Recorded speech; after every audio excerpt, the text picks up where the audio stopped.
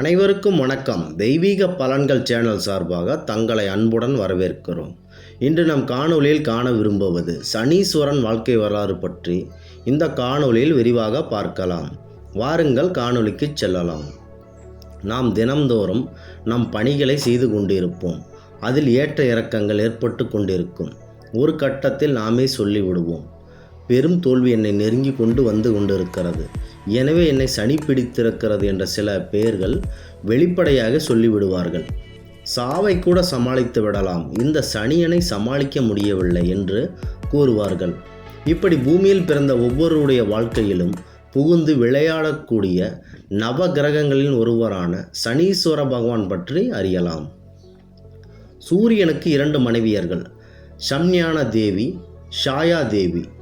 சூரிய தேவனுக்கும் ஷமுனா தேவிக்கும் பிறந்த குழந்தைகளாக 4 பேர், யமி, வைவஸ்வத்தமனு, யமுனா, யமதர்மன் ஆகியோர் இருந்தனர்.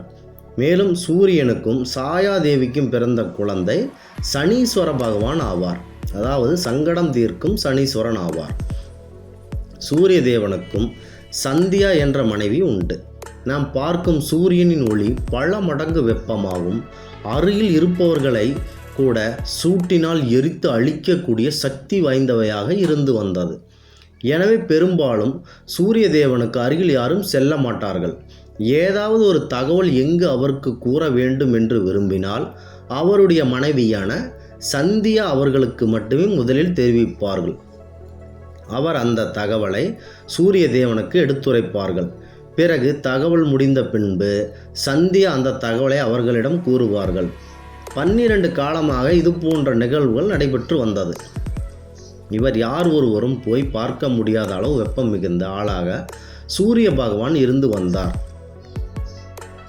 ஆனால் அவருடைய மனைவியாக இருந்த சந்தியா, அவருடைய வெப்பம் அவரை கடுமையாக தாக்கியது. இதனால் சந்தியா ஒரு கட்டத்தில் சூரிய தேவனின் வெப்பம் தாங்க முடியாமல் இதனுடைய உடல் பொலிவு முழுவதும் இழந்தார். அத்துடன் தான் வணங்கி இத்தனை நாள் வைத்திருந்த மொத்த சக்தியையும் கூடவே இழந்தார். எனவே இனிமேல் இது போன்ற வெப்பத்தை இனிமேல் நம்மால் சமாளிக்க முடியாது, அதாவது தாங்கவும் முடியாது என்றும், மேலும் பூமிக்கு போய் சென்று அங்கு தவம் இருந்து மீண்டும் இழந்த சக்திகளை அனைத்தையும் மீண்டும் பெற முயற்சி செய்யலாம் என்று முடிவு செய்தார். பொதுவாக சூரிய தேவனுக்கு அதிகமாக கோபம் வரும். அப்போது அவர்களின் வெப்பநிலை இன்னும் அதிகமாகும். எனவே இதை அவரிடம் கூறினால் கண்டிப்பாக ஏற்றுக்கொள்ள மாட்டார். மேலும் கோபத்தின் உச்சிக்கே சூரிய தேவன் சென்று விடுவார் எனவும் அந்த தகவலை அவரிடம் கூற வேண்டாம். மேலும் பல நாட்கள் இது போன்ற சிந்தனைகளில் சந்தியா இருந்து வந்தார். அப்போது ஒரு கட்டத்தில் தேவனால் அவருடைய தோற்றம் கருமையான நிறமாக மாறியது. எனவே சந்தியா அந்த கருமை நிறமாக மாறிய தோற்றத்தின் நிழலில் இருந்து சாயாதேவி ஒரு பெண்ணை தோற்றுவித்தார். அந்த பெண் சந்தியா போலவே தோற்றம் கொண்ட பெண்ணாக இருந்தார். மேலும் சந்தியா எந்த ஒரு தகவலும் சூரிய தேவனுக்கு கூறாமல், நீ இங்கே இருந்து சூரிய தேவனுக்கு மனைவியாக சில நாட்கள் இருக்க வேண்டும், நான் பூமிக்கு சென்று இழந்த சக்திகளை தவம் செய்து பெற்று வருகிறேன், எந்த ஒரு தகவலும் நீ சூரிய தேவனிடம் நீ கூற வேண்டாம், அப்படி கூறினால் உன் உயிருக்கு ஆபத்து, என் உயிருக்கும் ஆபத்து, நான் வரும் வரை இங்கே காத்திரு என்று கூறிவிட்டு பூலோகம் நோக்கி சந்தியா சென்றார். அதன்படி சாயா தேவியும் சந்தியா போல் மனைவியாக சூரிய தேவனுடன் வாழ்ந்து வந்தார். நெருக்கம் காரணமாக சூரிய தேவன் மற்றும் சாயா தேவிக்கு ஒரு மகன் பிறந்தார். மகன் பிறந்து இருக்கிறான் என்று இப்போ சூரிய தேவனுடன் கூறும்போது ஆசையோடு ஓடோடி வந்து பார்த்தார். தன் மகனை நமது சூரிய தேவன் கடும் கோபம் கொண்டு, இவன் என் மகன் இல்லை, நான் எவ்வளவு பளபளப்பாக மிகவும் அற்புதமாக சொலிக்கிறேன், ஆனால் இவன் என் மகன் இல்லை, இவன் மிகவும் கரிய நிறத்தில், அதாவது கருமை நிறத்தில் இருக்கிறான், யாருமே உன்னை ஏற்றுக்கொள்ள மாட்டார்கள் என்று கூறிவிட்டு கோபமுடன் அங்கிருந்து சென்றார். இதை பார்த்து சாயாதேவி கண்ணீர் வடித்து வந்தார். இவன் உங்கள் மகன்தான், ஏற்றுக்கொள்ளும்படி கூறினார்.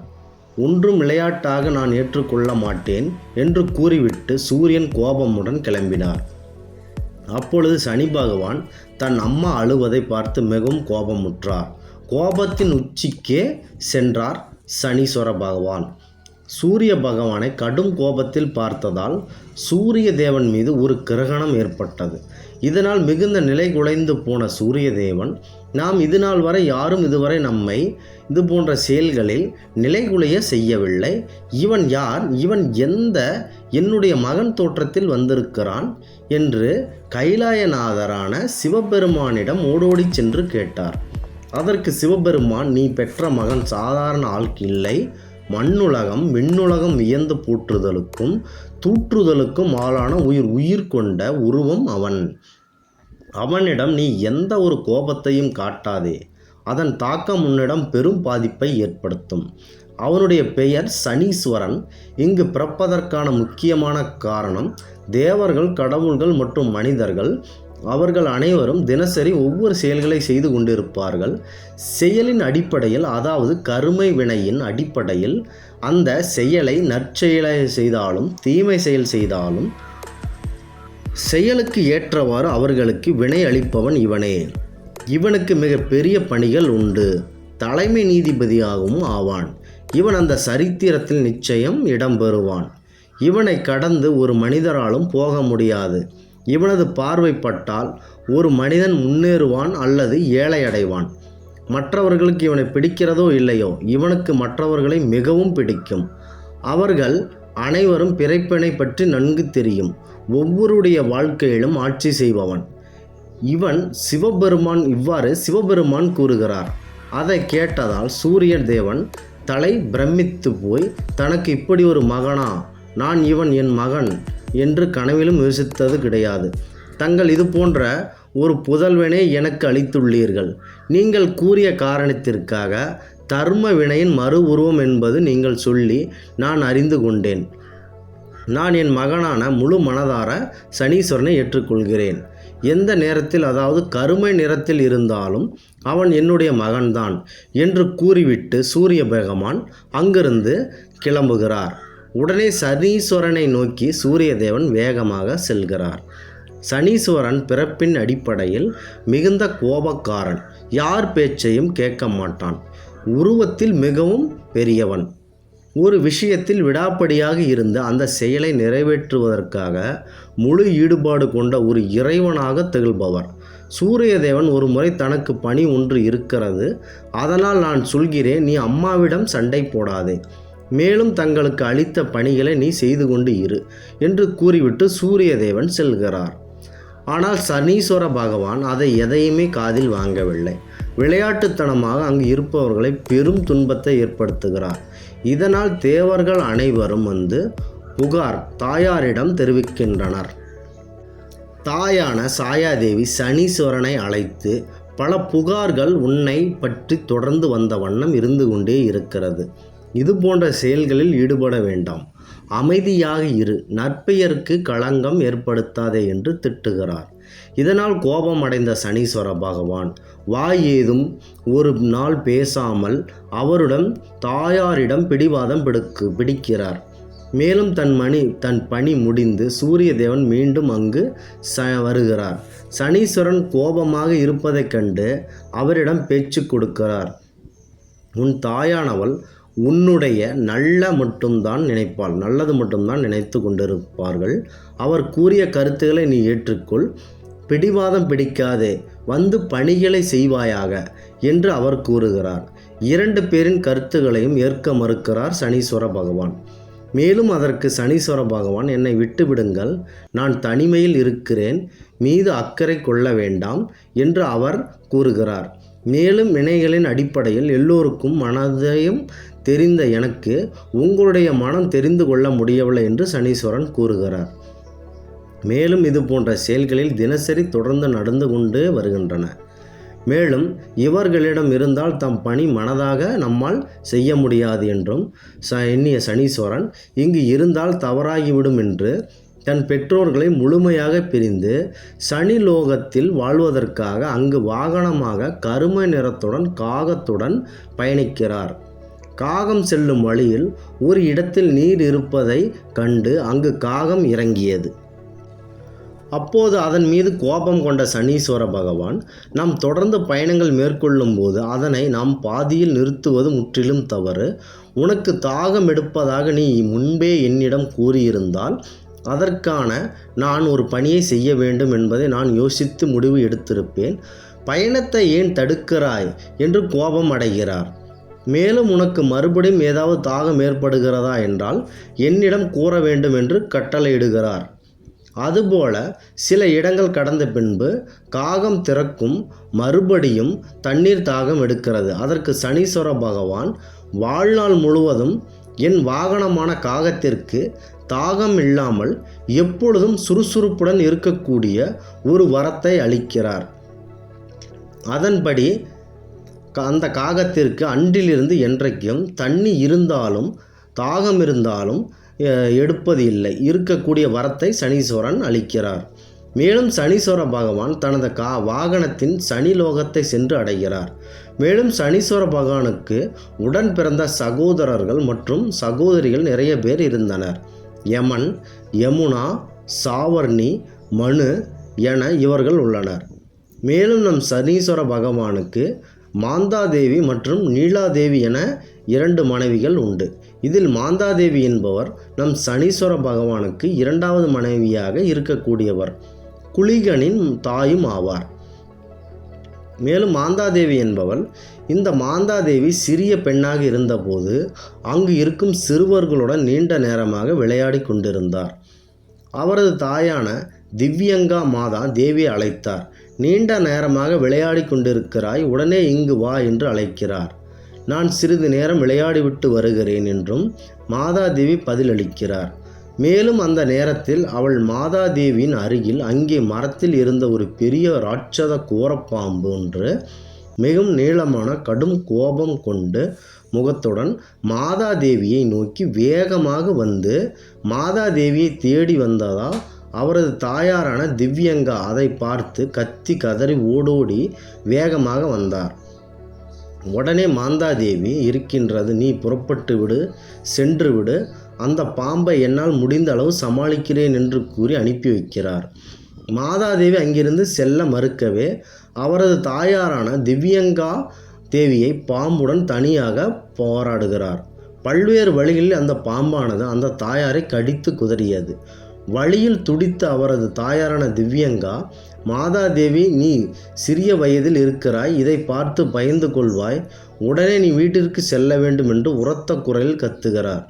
மேலும் அதனை கேட்ட மாதாதேவி ஓடோடி சென்று யாராவது இருக்கிறீர்களா என்று ஓடி சென்று அனைவரையும் தேடுகிறார். அங்கு யாரும் இல்லை என்பதால் வருவதற்குள் அவரது தாயாரான திவ்யங்கா அந்த பாம்பு அவரை கொள்கிறது. வலியால் துடித்த சிதறிய உயிர் முற்றிலும் போய்விடுகிறது. அதை பார்த்த மாதாதேவி கதறி அழுது துடித்து கொண்டிருக்கிறாள். இந்த விஷயம் அவரது தந்தையான சித்ரதன் தெரிய வரவே அவரும் அந்த இடத்திற்கு விரைந்து வருகிறார். தன் மனைவி இறந்து கிடப்பதை பார்த்து, இனிமேல் தான் என் பெண் பிள்ளையை நான் எப்படி வளர்ப்பேன் தாயில்லாமல் என்றும், மேலும் என் மனைவியை என்னை விட்டு போய்விட்டால் நானும் இறந்து போவேன் என்று மனதில் கூறிக்கொண்டு கதறி அழுகிறார். இதை பார்த்து மாந்தாதேவி, அழாதீர்கள் அப்பா என்று கூறுகிறார். இனிமேல் நான் உங்களுக்கு ஒரு நல்ல துணையாக உங்களுடன் எப்பொழுதும் கூடவே இருப்பேன். எனக்கு நீங்கள் இருங்கள், நாம் தான் இந்த உலகம் எந்த ஒரு தன்னம்பிக்கை கொடுக்கிறார். மேலும் சில நாட்கள் காலம் கழிகிறது. மேலும் தன் மகளுக்கு தன் மனைவியை கடித்தது போன்ற அந்த ராட்சத பாம்பின் பெயரை தாமினா என்ற பெயர் சூட்டுகிறார் மாந்தாதேவிக்கு. இந்த பெயரானது எப்பொழுதுமே என் மனைவியை கடித்து கொன்ற பாம்பின் நினைவாக இருக்கும் என்றும், இதை பார்த்தால் என் மனைவியின் இறப்புக்கும் எனக்கும் எப்பொழுதும் ஞாபகத்தில் இருக்கும், மீண்டும் இது போன்ற அசம்பாவிதங்கள் ஏற்படாமல் பார்த்து கொள்வேன் என்றும் இந்த பெயரை சூட்டுகிறார். ஒரு முறை யமதர்மனும் சாயாதேவிக்கும் கருத்து வேறுபாடு ஏற்படுகிறது.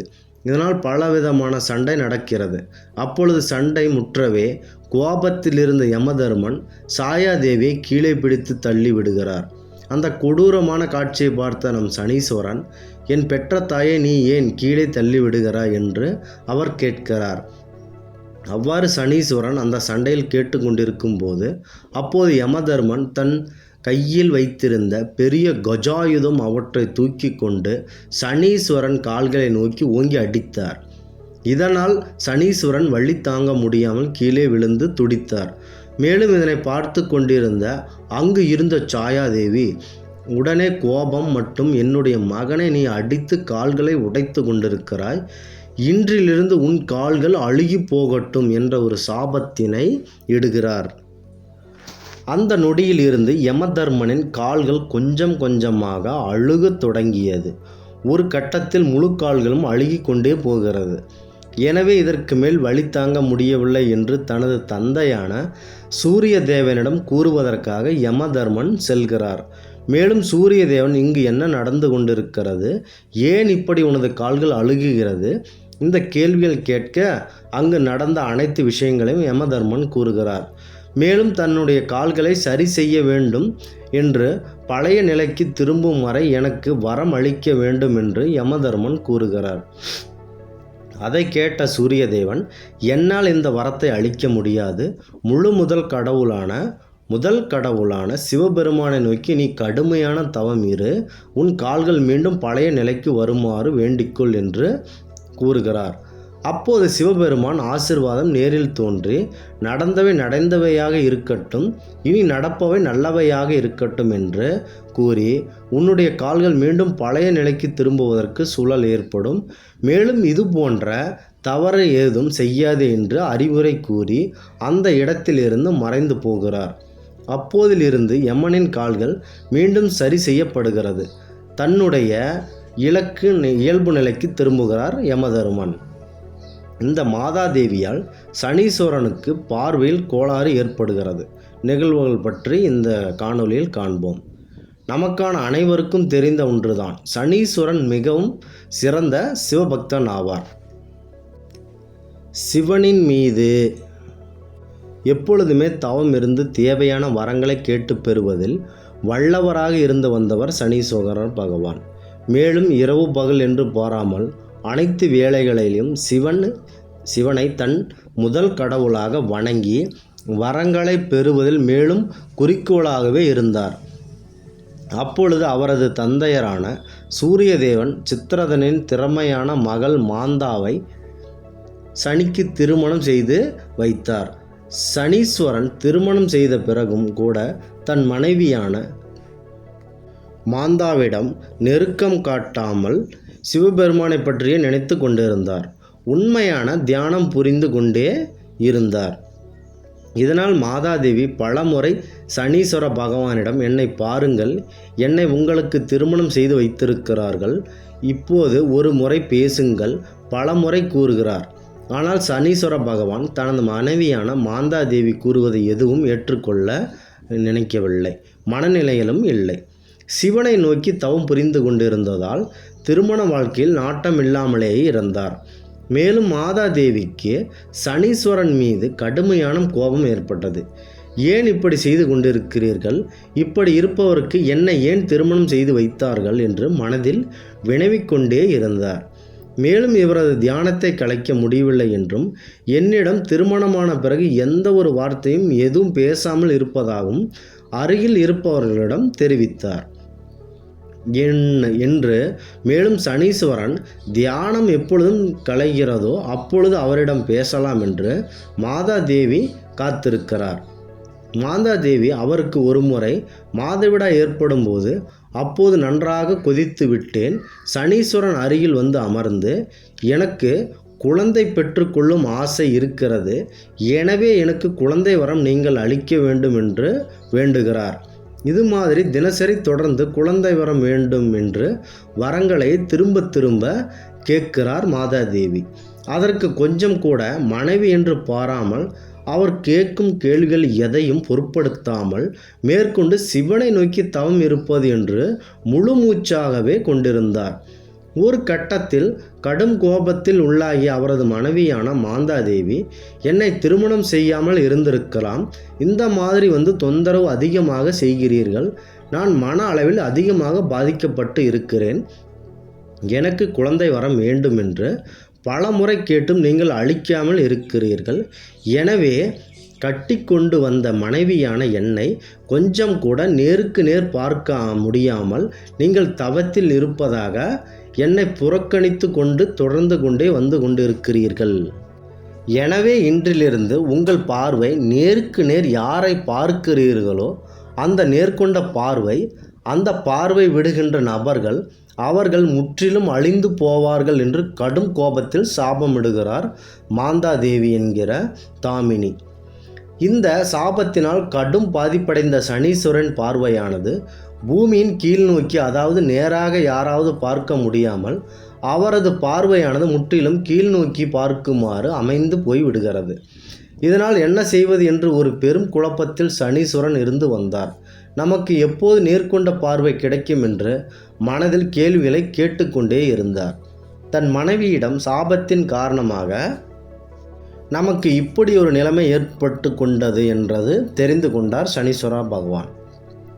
மேலும் மேலும் மாதாதேவியிடம் மறுபடி வந்து, நீ எனக்கு இட்ட சாபத்தை மீண்டும் திரும்ப பெற்றுக்கொள், என்னுடைய பார்வையை மீண்டும் திருப்பி கூட நான் நேரடியாக ஒருவர் யாரும் பார்க்க முடியாமல் ஒரு சூழ்நிலை இன்றைக்கு நடந்து கொண்டிருக்கிறது.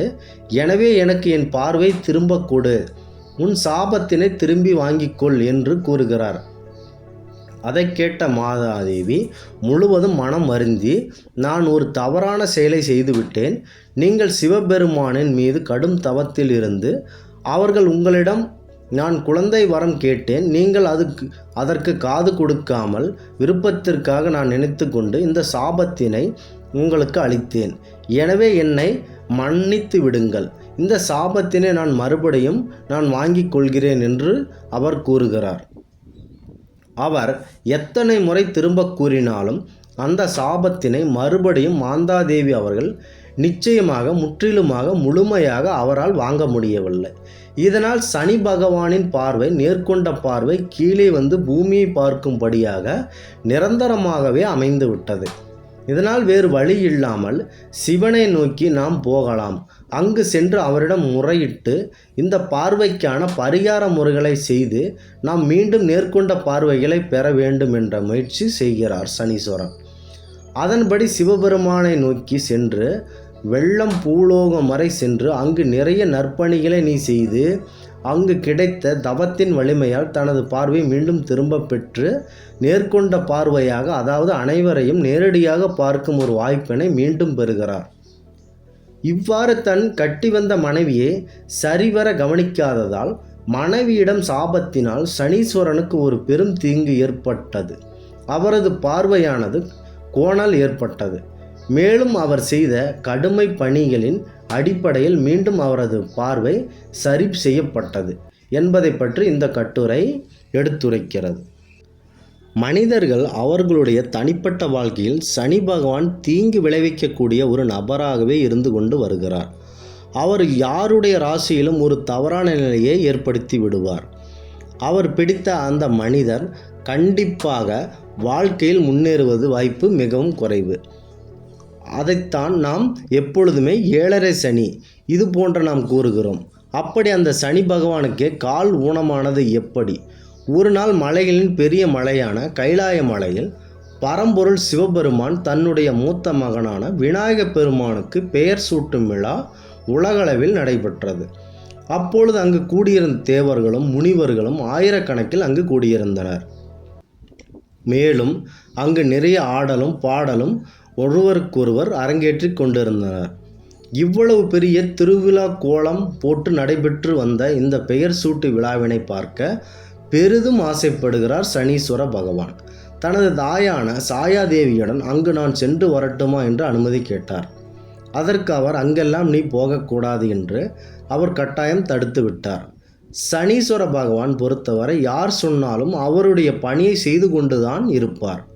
தனது தாயான சாயாதேவியுடன் கட்டாயம் எனக்கு போய்தான் தீருவேன் என்று பிடிவாதமாக கூறிவிட்டு கைலாய மலையை நோக்கி பயணித்தார் சனீஸ்வர பகவான். இவர் கைலாய மலையை நோக்கி சென்றதும் கைலாய மலையின் தன் கால்களை வைத்ததும் அந்த கைலாய மலையானது முற்றிலும் ஆடி குலுங்கியது. அங்கே கூடியிருந்த தேவர்களும் முனிவர்கள் போன்றோர் தள்ளாடி கீழே விழுந்ததால், மேலும் பார்வதி தேவியும் அவருடைய மூத்த மகனான விநாயகப் பெருமான் போன்றோர் கீழே சரிந்து விழுந்தனர். பரம்பொருளான சிவபெருமான் கூட ஒரு சிறு தள்ளாட்டம் கண்டார். அவருக்கும் ஏற்பட்டது. இதில் முற்றிலும் பயந்து போன பார்வதி தேவி சிவபெருமானை பார்த்து, இங்கு என்ன நடந்து கொண்டிருக்கிறது, ஏன் இங்கு இப்படி குலுங்குகிறது என்று அவர் கேட்க, அதற்கு சிவபெருமான், சூரியன் அவருடைய மகன் சனீஸ்வரன் வந்து கொண்டிருக்கிறான், அதனால்தான் இந்த கைலாய மலை ஆடிக்கொண்டிருக்கிறது என்று கூறுகிறார். அவனுடைய பார்வை எனது மூத்த மகன் மேல் பட்டால் பெரிய தீங்கு ஒன்று ஏற்படும் என்று, குழந்தையை கட்டாயம் மறைத்து வைத்து கொள்ளு என்று சிவபெருமான் பார்வதி தேவியுடன் எச்சரிக்கிறார். அங்கு கைலை மலை வந்திருந்த சனீஸ்வரன் பகவானின் பார்வை சிவபெருமானின் மூத்த மகனான விநாயக பெருமான் மீது நன்றாக விழுந்தது. உடனே அந்த குழந்தையின் விநாயகர் தலை தெரித்து விழுந்தது. அப்போது மூத்த மகனின் தலையை சிதறியது. ஒட்டுமொத்தமாக சிதறி கீழே விழுந்தது. பார்வதி தேவி தன் மூத்த மகன் நிலையை கண்டு கதறி அழுகிறார். உடனே சிவபெருமான் அதற்கு கூறுகிறார், எனது மூத்த மகனை கஜசம்ஹாரம் செய்யவே இங்கு இவன் அவதரித்து உள்ளான் என்றும், அதற்கு சாதாரண முகம் உதவாது, மேலும் அதற்கு யானை முகம்தான் வேண்டும் என்று சமாதானமாக கூறி பைரவரை அனுப்பி, நீங்கள் போய் வடக்கு திசையில் தலை வைத்து படுத்து இருக்கும் யானையின் தலையை கொய்து வரச் சொல்லி, அங்கே தெரித்து போன மூத்த மகனின் உடலில் பொருத்தி உயிர் பெற செய்தவர் சிவபெருமான். அப்போது விநாயக பெருமான் கஜமுகன் என்ற பெயரோடு எழுந்தருளினார். இவ்வளவு சூழ்நிலையில் இந்த இடத்தில் இவ்வளவு தீமைகள் ஏற்படுத்திய சனீஸ்வரனை பார்த்து பார்வதி தேவி கடும் கோபத்துடன், நீ கைலாயத்திற்கு காலடி எடுத்து வைத்து இங்கே பெரும் கேடு விளைவித்து விட்டாய், அதனால் உன்னுடைய கால்கள் ஊனமாகட்டும் என்று சாபம் இடுகிறார். இதனால் சனீஸ்வர பகவான் ஊனமுற்றவராகவே நடக்கிறார். இப்படி அவர் விந்தி நடப்பதால் சனைசரர் என்ற பெயரை பெற்றார். இப்படி இங்கு நடந்த தீங்கு விளைவின் காரணமாக அதற்கு சனீஸ்வரன் முக்கிய காரணமாக இருந்ததால் பார்வதி இட்ட சாபத்தினால் சனீஸ்வரர் அவரின் கால் ஊனமானதாக இந்த நிகழ்வு நமக்கு எடுத்துரைக்கிறது. அடுத்ததாக 7.5 சனி என்பது என்ன என்பது பற்றி பார்க்கலாம்.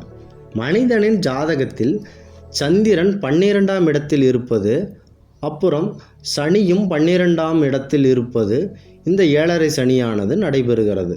3ஆம் கட்டம் அவரின் ஜாதகத்தில் வரும்போது சனி விட்டு அவருக்கு நல்ல பலன்களை தருவார். பொதுவாக வாழ்க்கையில் அவர் 7.5 ஆண்டு காலம் இந்த பலனை அனுபவித்துத்தான் ஆக வேண்டும். இந்த எனது சரியானது சனீஸ் பகவான் 30 ஆண்டுக்கு ஒரு முறை ஏற்படுத்துவார். மனிதன் 30 ஆண்டுக்குள் வருவது மங்கு சனி ஆகும். அதாவது சனியின் முதல் சுற்று ஆகும். ஆரம்பத்தில் பல கஷ்டங்கள், பல கொடுமையான தீமைகள் கொடுத்து பணம் செலவு அதிகமாக மங்கு சனியின் போது பல துன்பங்கள் ஏற்படும். வாகன விபத்து ஏற்படும். உயிருக்கு ஆபத்து ஏற்படும். சுற்றியுள்ள குடும்பத்தினர் பிரிவார்கள். ஆபத்து நிறைந்து கொண்டே இருக்கும். மனிதனின் 30 வயது வரை 60 வயது வரை வரும் 7.5 சனியின் பெயர் பொங்கு சனி ஆகும். இது 2வது சுற்று எனப்படுகிறது. அதிக துன்பங்கள், துயரங்கள் வந்தாலும் சமாளிக்கக்கூடிய மன ஆற்றல் மற்றும் சந்தர்ப்ப சூழ்நிலைகள் ஏற்படும். வேலையும் துணை புரியும். வீடு கட்டும் யோகம் ஏற்படும். ஆனால் சோதனைகள் தொடர்ந்து வண்ணம் இருக்கும். மேலும் சுமை குறைந்து இருப்பதாகவும் தெரியும். மற்றும் நம் வாழ்க்கையில் வெளிநாடு செல்லும் யோகம் உண்டாகும். எந்த ஒரு அளவுக்கு கஷ்டங்கள் வருகிறதோ அந்த அளவுக்கு நன்மை உண்டு இந்த பொங்கு சனி காலத்தில். அடுத்ததாக மரண சனி. இது 60 முதல் 90 வயது வரை இருக்கும். இந்த சனி வரும் காலத்தில் மிகவும் கவனமாக இருக்க வேண்டும். நமக்கு பிடித்தவர்கள் குடும்பத்தில் பிரிவது, குடும்பத்தை விட்டு வெளிநாடு செல்வது, குடும்பத்தில் தவறு ஏற்படுவது, கஷ்டங்கள் அதிக அளவு இருக்கும். புத்தி எந்த ஒரு செயலிலும் தடுமாறும். உடம்பில் வியாதி ஏற்படும். வேளையில் அலைச்சல் ஏற்படும். இந்த சனியின் போது வயதானவர்களும் மரணம் ஏற்படலாம். இந்த சனியானது 7.5 ஆண்டு காலம் அஷ்டமத்து சனி குறித்து அதிகம் பயம் கொள்ள வேண்டாம். இந்த காலத்தில் 7.5 ஆண்டு சனி காலத்தில் உண்மையாகவும் நேர்மையாகவும் வாழ்க்கையில் நியாயமாகவும் வாழ வேண்டும். எதை அடக்காவிட்டாலும் நாவை அடக்கி வாழ வேண்டும். எவருக்கும் பொய் ஜாமீன் கூறுவது இந்த மாதிரியான செயல்கள் செய்யக்கூடாது. நாம் உண்டு, நம் குடும்பம் உண்டு என்று இருக்க வேண்டும். நீதிக்கு அவதூறான செயல்களை செய்யக்கூடாது. கூட்டு வியாபாரம் செய்யக்கூடாது. கூட்டாளிகள் ஏமாற்றி விடுவார்கள். எந்த ஒரு நபர், அதாவது அண்ணனாக இருந்தாலும் நம்பக்கூடாது பண விஷயத்தில். பணம் இல்லாதவர்களுக்கும் ஊனமுற்றோர்களுக்கும் நன்மை செய்ய வேண்டும். லஞ்சமும் வாங்கக்கூடாது. அவ்வாறு வாங்கினால் உங்கள் வேலை கிடைக்காமல் போகலாம். ஜெயிலுக்கு போகும் நிலையும் ஏற்படும். உருக்கமாக சொன்னால், நீதிக்கு புறம்பான எந்த ஒரு செயல்களிலும் இந்த ஆண்டு காலத்தில் செய்யக்கூடாது. அடுத்ததாக சனியின் தாக்கத்திற்கு கூறிய பரிகாரம் என்ன என்பது பற்றி பார்க்கலாம். சனிக்கிழமைகளில் இறைவன் கோயிலுக்கு சென்று சனியை வணங்கலாம். சனி பகவான் கோயிலுக்கு சென்று 3 அல்லது 9 முறை இந்த சனி பகவானை வணங்க வேண்டும். அதாவது சுற்றி வர வேண்டும். மாற்றுத்திறனாளிகளுக்கு உதவ வேண்டும் மற்றும் உணவுகள் கொடுக்க வேண்டும். இந்த காலத்தில் காக்கைக்கு நாம் உணவு உண்ணும் முன் உணவளிக்க வேண்டும். விநாயகரை வழிபாட்டு மற்றும் அருகம்புல் மாலை சாத்த வேண்டும். பைரவரையும் வணங்கலாம். சனிக்கிழமை தோறும் அனுமனையும் வணங்கலாம். அனுமனுக்கு துளசி மாலை சாற்ற வேண்டும்.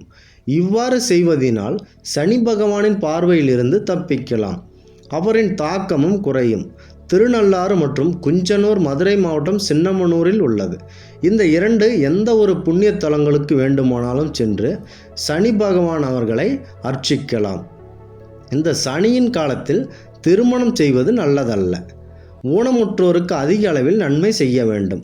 அதாவது ஜாதக ரீதியில் 12, 10, 8, 4, 6, 1 ஆகிய இடங்களில் இருக்கும்போது அதிக தீமைகளை விளைவிப்பவர்.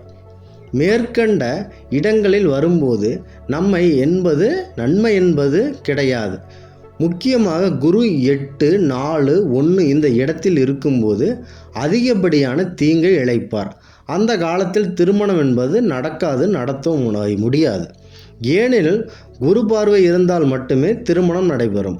ஆனால் இந்த சனியின் பார்வை இருக்கும்போது எந்த ஒரு நல்ல காரியங்களும் நமக்கு கிடைக்காது. திருநள்ளாறு கோயில் என்றாலே நம்முடைய நினைவுக்கு சரியாக வருவது சனி பகவான் தான். சனியைப் போல கொடுப்பது யாரும் இல்லை, சனியைப் போல கெடுப்பது யாரும் இல்லை என்பார்கள். அவ்வளவு பெரிய சக்தி கொண்ட சனி பகவானின் மிகவும் வலிமை வாய்ந்த, பிரசித்தி பெற்ற, புகழ் வாய்ந்த சனீஸ்வரன் கோயில் அமைந்துள்ள இடம்தான் இந்த திருநள்ளாறு கோவில். இங்கே மூலவராக தர்பரணேஸ்வரர், திருநள்ளாற்றீஸ்வரர், இறைவியாக பிராணேஸ்வரி, பிராணாம்பிகை, போகமார்த்தா, பூன்முனையாள். இந்த ஊர் திருநள்ளாறில் உள்ளது. இந்த திருநள்ளாறு கோவில் தென்கரை தலங்களில் 52வது சிவ கோவிலாகும். இந்த தலத்தில் சனீஸ்வர இறைவன் வணங்கி புகழ் பெற்றார். அதனால் இந்த தலத்திற்கு உள்ள சனீஸ்வரன் புகழ் பெற்று விளங்குகிறார். இந்த சனீஸ்வரனை வேண்டினால் 7.5 சனி உள்பட பல சனிகளின் பிரச்சனைகள் தீர்ந்த வண்ணம் இருக்கும்.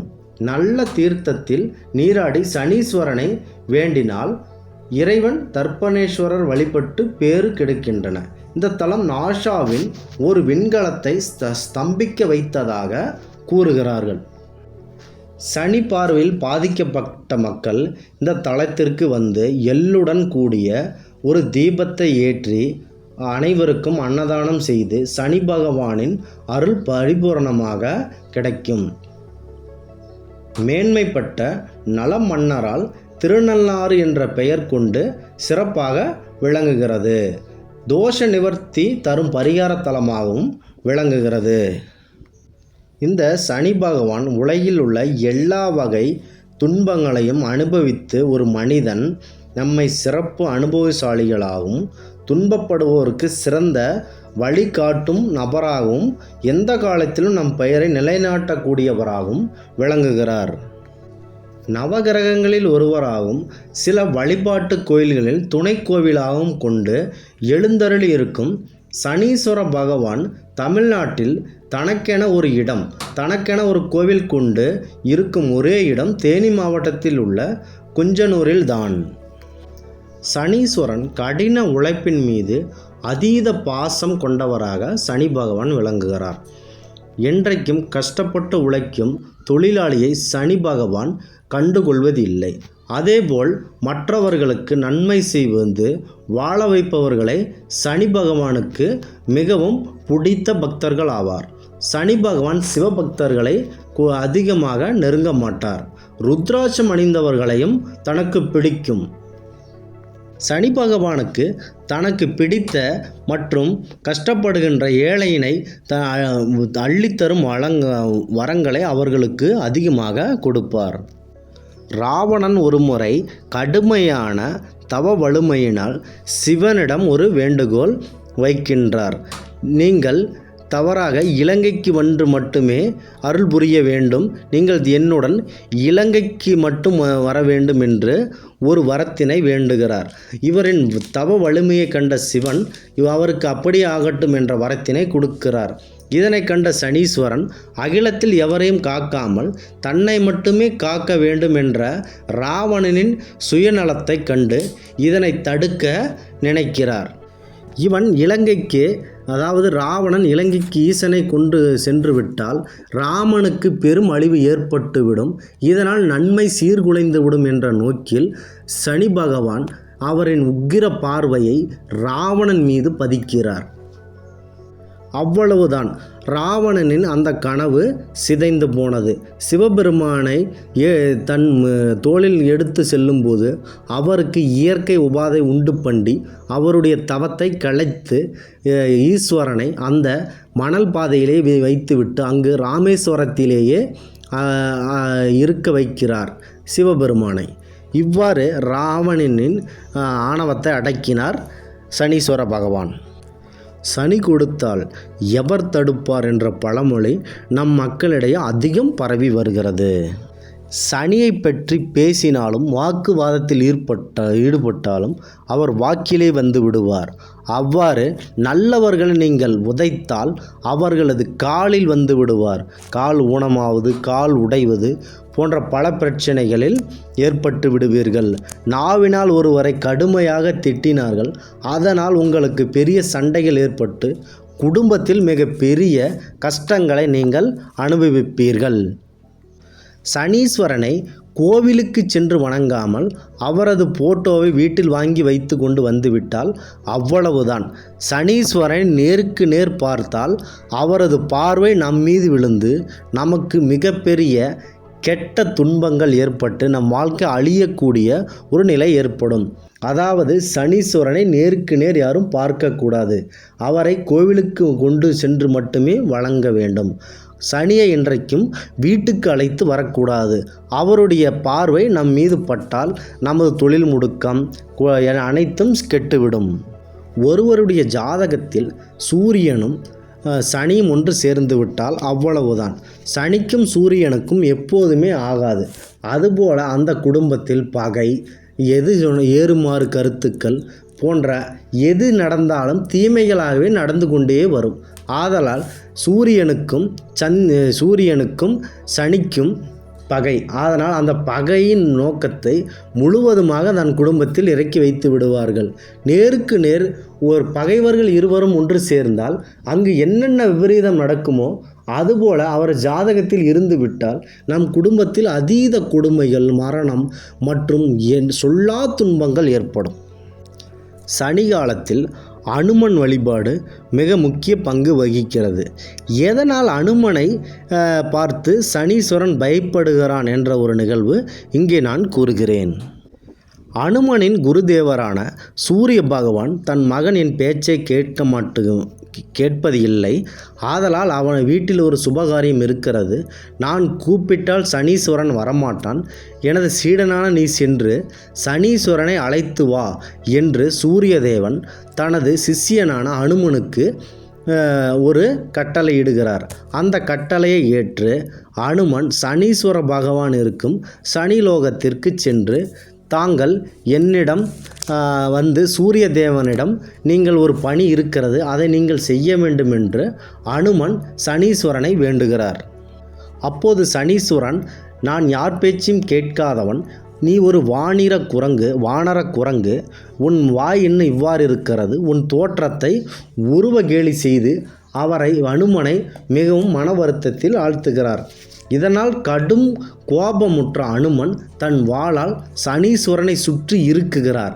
இதனால் பெரும் வலியில் துடித்து சனீஸ்வரன் கீழே விழுந்து அழுது கொண்டிருக்கிறார். அப்பொழுது அவரின் துன்பத்தை கண்டு அனுமன் ஒரு எண்ணெயை அவர் மேல் பூசி விடுகிறார். அந்த பூசியதால் அந்த மற்றும் அவருடைய வலி அனைத்தும் நீங்குகிறது. இதனால் சனீஸ்வரன் தன் தவறை உணர்ந்து என்னை மன்னித்து விடுங்கள், வாருங்கள் செல்லலாம் என்று போகிறார்கள் இருவரும். அப்போதிலிருந்து அனுமனுக்கு நெய் தீபம், இந்த எண்ணெய் சார்ந்த நெய் தீபம் இவ்வாறு ஏற்றி வைத்தால் சனீஸ்வரன் அனுமனின் கட்டளைக்கு அடிபுரிந்தவன். ஆதலால் அவருக்கு ஒருவருக்கு மட்டுமே பயப்படுவார். ஆதலால் அனுமன் வழிபாடு மிக முக்கிய வழிபாடுகளில் ஒன்றாகும்.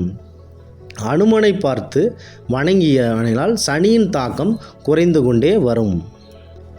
சனீஸ்வரன் பிடியிலிருந்து எவராலுமே தப்ப முடியாது. அது முழு முதற் கடவுள் ஈசனாக இருந்தாலும் சரி, எவராக இருந்தாலுமே சரி, அவரின் பிடியிலிருந்து என்றைக்கும் தப்பவே முடியாது. அவர் எவருக்கும் ஒரு முறையான கர்ம பலன்களை அனுபவித்து அவரை ஒரு வெற்றி பாதைக்கு செல்வார்.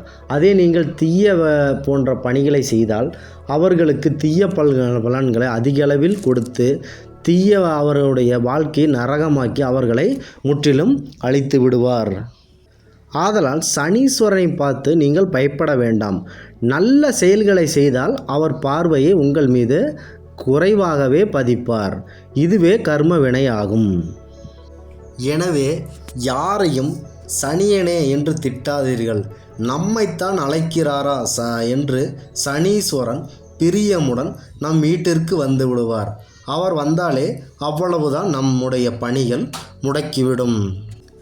சனீஸ்வரனுக்கு எவ்வாறு ஈஸ்வரம் பட்டம் பெற்றது என்றால், ஒரு நாள் அனைவரையும் பிடித்து விட்டோம், ஈசனை பிடிக்கலாம் என்று சனீஸ்வரன் அங்கு செல்கிறார். சிவபெருமான் நம்மை பிடிக்க சனீஸ்வரன் வருகிறான். ஆதலால் நாம் 2 நாட்கள் சென்று எங்கேயாவது பதுங்கி விடலாம் என்று ஒரு பழத்தினுள் பதுங்கி விடுகிறார். ஆகையால் பூலோகத்தில் எந்த ஒரு செயலும் நடைபெறாமல் இருக்கிறது. 2 நாட்கள் பக்தர்களும் தேவர்களும் அசுரர்களும் சிவபெருமானை காணோம் என்று பதறிப்போய் விடுகின்றனர். சனீஸ்வர பகவானும் அங்கேயே காத்து கொண்டிருக்கிறார். 2 நாட்கள் கழித்து சிவபெருமான் தோன்றுகிறார். எனது சனியின் பிடிக்கும் காலம் கடந்து விட்டது, ஆதலால் என்னை நீங்கள் பிடிக்க முடியாது என்று சனீஸ்வரனை பார்த்து சிவபெருமான் சிரிக்கிறார்.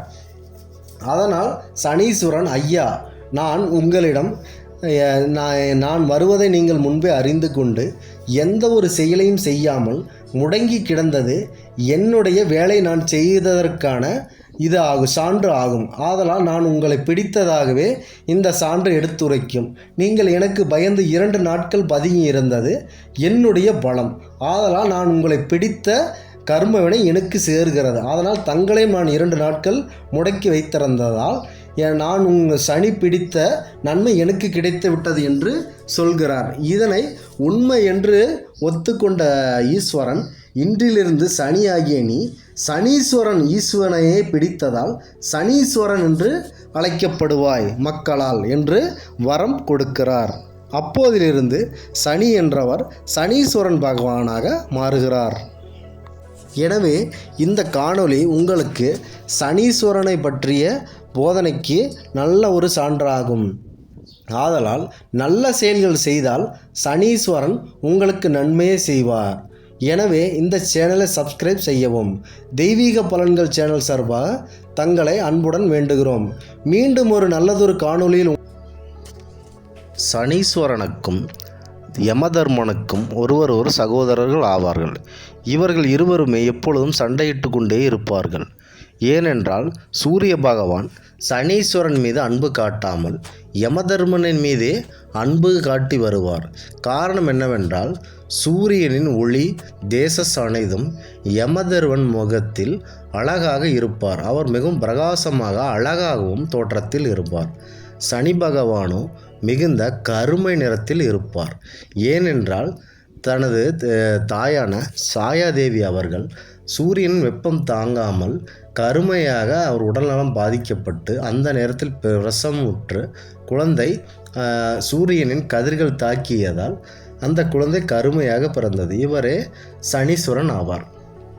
இதனால் இருவருக்கும் கடும் வாக்குவாதமுற்றி யார் அழகில் சிறந்தவர்கள் என்று பெருமளவில் சண்டை அதிகரிக்கிறது. மகன்கள் இருவர்களுக்கும் இந்த மாதிரியான சண்டை வருகிறதே என்று நீங்கள் பிரம்மதேவரை கண்டு அவரிடம் அறிவுரை கேளுங்கள் என்று சூரியன் கூறுகிறார். அங்கு சாயாதேவியின் அனுமதி பெற்று சனீஸ்வரன் அவர்கள், நான் முகத்தை மாற்றிக்கொள்கிறேன், நான் கருமையாக இருப்பதால் அனைவரும் என்னை பிடிக்காமல் போகிறார்கள், ஆதலால் நான் யமதர்மனும் அங்கு சென்று முறையிடுகிறோம், யார் அழகும் என்று முறையிடுவோம் என்று அங்கு செல்கிறார்கள். யமதர்மன், என்னை விட அழகில் இவன் சற்று தாழ்ந்தே உள்ளான், இவன் எனக்கு ஈடான ஆளே கிடையாது என்று கர்வமுடன் பேசி சிரிக்கிறார் யமதர்மர். யமதர்மர் தர்மத்தில் மிகவும் சிறந்தவராவார். நியாய தர்ம கணக்குகளை துல்லியமாக எடுப்பவர் ஆவார். ஆனால் சனீஸ்வரனோ கர்ம வினைப்படி பொதுமக்களுக்கு பாவ காரியங்களின்படி அவர்களுக்கு தண்டனை வழங்கக்கூடியவர். இவர் தண்டனை வழங்கக்கூடியவர் மட்டுமே. இவர் மனிதரை கொன்று அவர்களை மேலோகத்திற்கு எடுத்து சென்று அவருடைய கர்ம வினைப்படி தண்டனை அளிப்பவர். அவர் மேலோகத்தில் அளிக்கக்கூடியவர், இவர் கீழோகத்தில் நான் சிறந்தவன், நான் மேலோகத்தில் சிறந்தவன் என்று ஒருவர் வாக்குவாதம் முற்றிக்கொள்கிறது. சரி, இருவரும் சம அளவில் தான் இருக்கிறீர்கள் என்று பிரம்மதேவர் கூற, இல்லை, சம அளவில் இருந்தாலும் நான் அழகாக அவனை விட அழகாக இருக்கிறேன் என்று இவர் யமதர்மர் கூறி சிரிக்கிறார். இதனால் கடும் கோபமுற்ற சனீஸ்வரன், என்னை அழித்து விடுங்கள், இல்லையேல் எனக்கு இந்த கருமை நிறம் போக்கி அவருக்கு இணையாக என்னை அழகாக மாற்றுங்கள் என்று கூற யமதர்மர் சிரிக்கிறார். என்னை மாதிரி நீங்கள் இருக்க வேண்டும் என்று ஆசைப்படுகிறாய் சனீஸ்வரா, அவ்வாறு ஒரு காரியம் நிகழாது என்று சிரிக்கிறார். இதை பார்த்து கொண்டிருந்த பிரம்மதேவர் இந்த யமதர்மனுக்கு ஒரு பாடம் புகட்ட வேண்டும் என்று நினைத்து, சனீஸ்வரா, என்னால் படைக்க மட்டுமே முடியும், ஆதலால் நீ இவ்வாறே தான் இருக்க முடியும், கரும நிறத்தில் உன்னை படைத்திருக்கிறேன், நீ இவ்வாறே கரும நிறத்துடனே இருக்க வேண்டும் என்று பிரம்மதேவர் கூறுகிறார். அதனால் மிகவும் மனமுடைந்த சனீஸ்வரன், ஐயா, இவ்வாறு நீங்கள் கூறுகிறீர்களே, இது என்ன நியாயம் என்று கூற, அவரை விட என்னை தாழ்த்தி விட்டீர்களே என்று வருத்தப்படுகிறார். இவருக்கு யமதர்மருக்கு ஆனந்தம் பொறுக்கவில்லை. அவரை கிண்டல் செய்து கொண்டே சிரித்து கொண்டே இருக்கிறார். இதனால், ஒன்றும் நீ வருத்தப்பட வேண்டாம் சனீஸ்வரா, நான் ஒரு வரம் உனக்கு அளிக்கிறேன் என்று கூறுகிறார். பரமேஸ்வரின் கட்டுப்பாட்டில் இருக்கும் 9 நவகிரகங்களில் உன்னையும் ஒருவராக மாற்றுகிறேன். இதனால் உலகில் உன்னை போற்றப்படுவார்கள், யமதர்மனை மேலோகத்தில் தூற்ற செய்வார்கள். ஆதலால் நீ மிக முக்கியமானவராக கருதப்படுவாய், மிக முக்கிய கடவுளாகவும் அனைவராலும் மதிக்கப்படுவாய் என்று கூறுகிறார். நீ கருமை தோற்றத்தில் இருந்தாலும் ஆனால் மக்கள் அனைவரும் உன்னை நல்லவராகவே நினைப்பார்கள், மிகவும் பாக்கியசாலியாகவும் நீ அனைவரிடமும் மதிக்கப்படுவாய் என்று பிரம்மதேவர் வரமளிக்கிறார். இதனை கண்ட யமதர்மர், ஏனையா அவ்வாறு கூறிவிட்டீர், அவரின் அழகில்தான் சிறந்தவர், ஆனால் அவரை மென்மேலும் மிகைப்படுத்தி விட்டீரே என்று பிரம்மதேவனுடன் வாக்குவாதம் விடுகிறார். யமதர்மா, நீங்கள் தர்ம ஞானத்திலிருந்து தவறிவிட்டீர்கள், நீங்கள் தன் சகோதரன் என்று பாராமல் அவரை உருவக்கேலி செய்தீர்கள். அதனால் உங்களுக்கு நவகிரகங்களில் இடம் கிடையாது, உங்களுக்கு யமலோகம் என்ற ஒரு லோகம் மட்டுமே இருக்கும். உன்னை யாரும் அதிகமாக வணங்க மாட்டார்கள். சனீஸ்வரனையே மிகவும் புண்ணியமாக போற்றப்பட்டு அவரை வணங்குவார்கள். அதனால் உன்னை விட சனீஸ்வரனே மிக மக்கள் மனதில் ஏற்றுக்கொள்ளப்படுவார். ஆதலால் நீ அழகாக இருந்தாலும் உனக்கு யாரும் தெரியாது. அவர் எப்படி இருந்தாலும் சனீஸ்வரனை மக்கள் அன்பாக ஏற்றுக்கொள்வார்கள் என்று கூறுகிறார். சிவனும் அவரை தன் இணைக்கியான ஈஸ்வரன் பட்டம் கொடுப்பார். இதெல்லாம் நிகழ்காலத்தில் நகலும் என்று பிரம்மதேவர் கூறுகிறார். இதனை கண்டு சனீஸ்வரன் மிகுந்த ஆனந்தத்தில் அங்கிருந்து வெளியேறுகிறார். என்ன ஆயிற்று என்று சூரிய தேவன் தன் மகன்களை வினவ, சனீஸ்வரனுக்கு இவ்வாறு ஒரு பட்டம் கிடைத்து விட்டது என்று யமதர்மர் வருத்தப்படுகிறார்.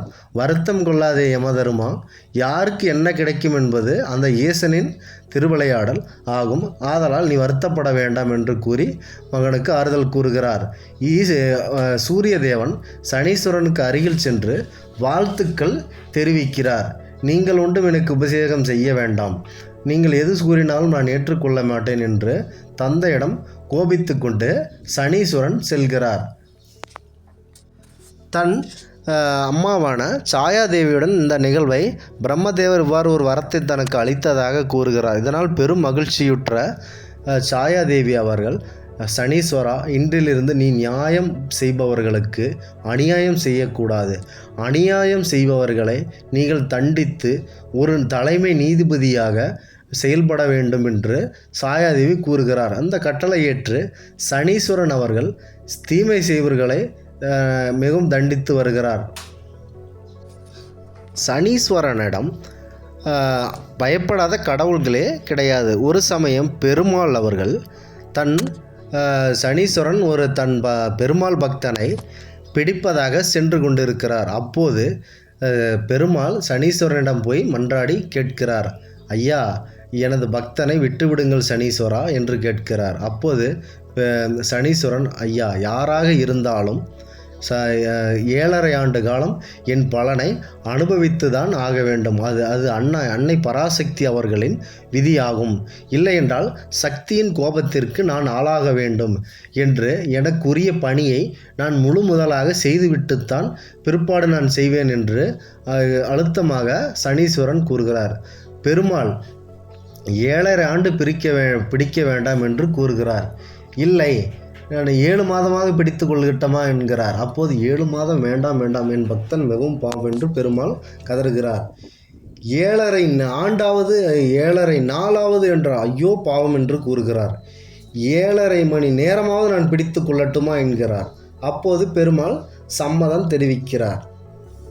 அப்போ அங்கிருந்த பட்டர் ஒருவர் மிகவும் பிரசித்தி பெற்ற பெருமாள் பக்தர் ஆவார். அப்பொழுது இந்த பெருமாள் பக்தரை வணங்கி கொண்டிருக்கும் போது சனியின் காலம் தொடங்குகிறது. சனி பட்டரை எவ்வாறு பிடிப்பது என்று வாசலில் காத்து கொண்டிருக்கிறார். அப்போது உணவு தங்கள் மனைவியார்கள், பட்டரின் மனைவி உணவு கொடுக்கிறார். அப்போது உணவில் கல் போன்றது இருக்கின்றது. வெளியே காகம் கத்துகிறது. காகத்திற்கு சாதம் வைக்காமல் பட்டர் உணவு உண்டுகிறார். அப்பொழுது காகம் வெளியே கரைகிறது. அதாவது சனீஸ்வரன் வெளியே சத்தத்தை எழுப்புகிறார். அப்போது, ஆஹா, காகத்திற்கு சாப்பாடு வைக்கவில்லை என்று தன் மனைவி கூற, நாளைக்கு வைத்தால் போகிறது என்று சொல்லவே சனி அருகில் வர அவரை பற்றி பேச அருகில் கொஞ்சம் கொஞ்சமாக வருகிறார். உணவை அள்ளி வாயில் போடும்போது சனியோட வக்கர பார்வை பட்டர் மீது படுகிறது. அப்போது அந்த சாதத்தில் நிம்மதியாக உணவு உண்ட அதில் கல் தென்படுகிறது. சனியம் பிடித்த கல் என்று அவர் கூற, நாம் இவர் நாக்கில் வந்து விட்டோம். ஆதலால் அடுத்தது கோபத்துடன் இவர் எழுந்து செல்கிறார். பட்டர் எழுந்து சென்று காலை நன்கு கழுகாமல், அதாவது பின்னங்காலை நன்கு கழுவ வேண்டும். இந்த பாதச்சனி இதில் தான் பிடிக்கும். இந்த பாதத்தில் நாம் சரிவர பின்னங்காலில் அதாவது பின்னங்காலை சுத்தம் செய்யாமல் வைத்திருந்தால் இந்த பின்னங்கால் மூலம் சனி பிடித்து கொள்வார். கால் உடைதல், விபத்துக்குண்டானது, விரயத்தில் விபத்து, இது போன்ற நிகழ்ச்சிகள் நடைபெறும். ஆதலால் கால் சுத்தமாக கழுவாததால் காலை பிடித்து கொள்கிறார் இந்த சனீஸ்வரன். தன் காலில் சனீஸ்வரன் பெற்றியவுடன் பட்டர் தன் மகளுக்கு திருமணம் வைத்து கொண்டிருக்கிறார். தன் நண்பனான அரசனிடம் இருந்து பணம் வரும்.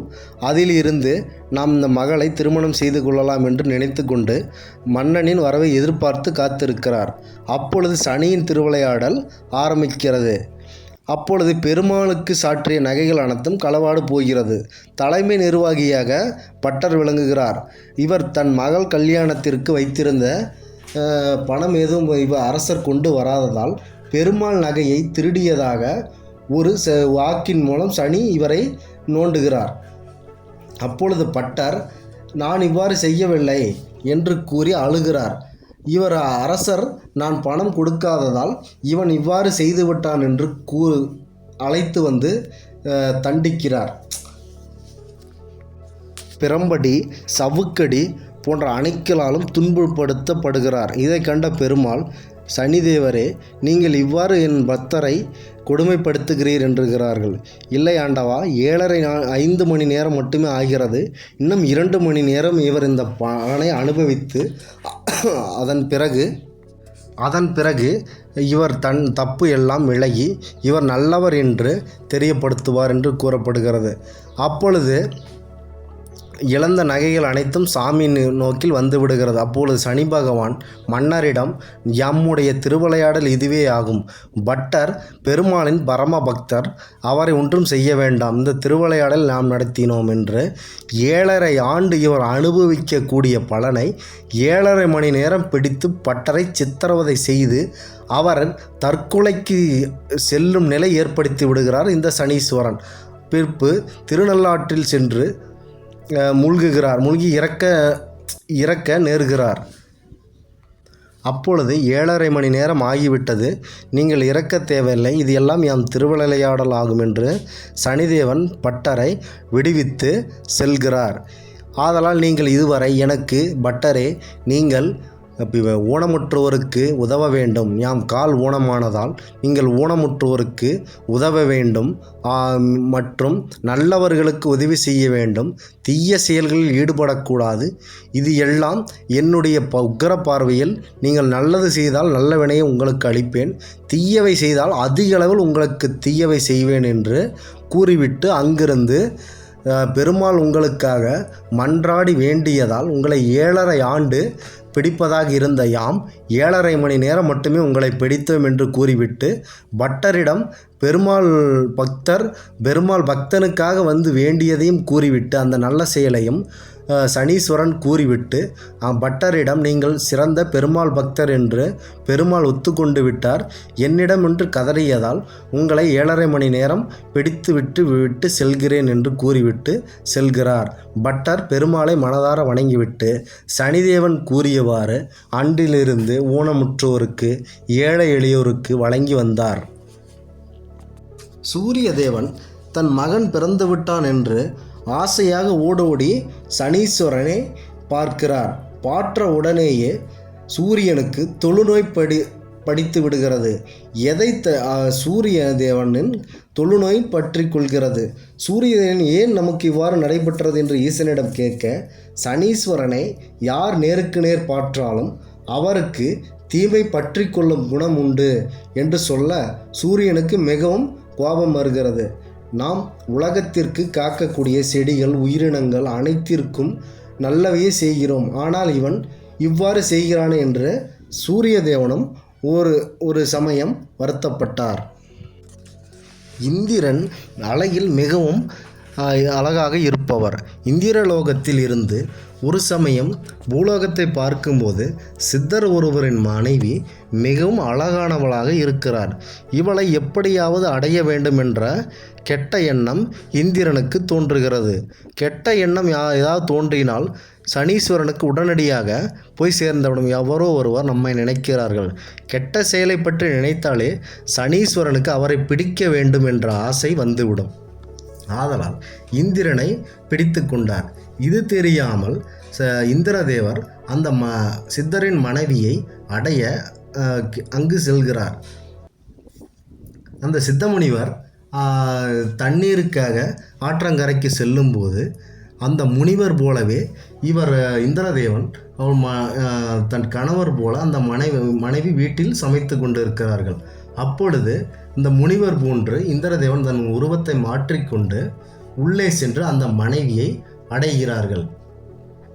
அப்பொழுது அங்கு வந்த அந்த சித்தமுனிவர் இதை கண்டு கடும் கோபமுற்று, இவ்வாறு நீங்கள் செய்திருக்கக்கூடாது இந்திரதேவரா, ஏன் இவ்வாறு செய்தீர்கள் என்று வருத்தப்படுகிறார். அப்பொழுது சனியின் பார்வைப்பட்ட இந்திரன், என்னை நான் தவறான இச்சை கொண்டதால் இவ்வாறு ஒரு அழகில் மயந்து நான் இவ்வாறு இந்த செயலை செய்துவிட்டேன். இதற்கான கர்ம வினைகளை சனி எனக்கு கொடுத்து விட்டார் என்று வருத்தப்படுகிறார். அப்பொழுது முனிவர், நீங்கள் என் மனைவியை அடைந்திருக்கிறீர்கள், இதற்கான நான் உங்களுக்கு சாபம் இடுகிறேன் என்று கூறுகிறார்.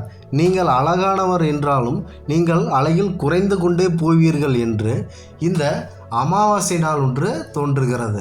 பௌர்ணமி நாளில் மிகவும் அழகாக இருக்கும் இந்திரன் நாளடைவில் குறைந்து கொண்டே வருவார் அழகில். இவ்வாறு சனி பார்வைப்பட்டால் இந்திரலோக அதிபதியாக இருந்தாலும் அவருக்கு தொழுநோய் பற்றி அவர் அழகு மிகவும் குறைந்து கொண்டே வந்தது. இது ஒரு நிகழ்வு ஆகும். அடுத்ததாக விநாயகருக்கும் சனீஸ்வரனுக்கும் ஏற்பட்ட மோதல் பற்றி பார்க்கலாம். விநாயகர் பிறந்தபோது அவர் சனீஸ்வரன் பார்வைப்பட்டு அவர் தலை வெடித்ததாக கூறப்படுகிறது.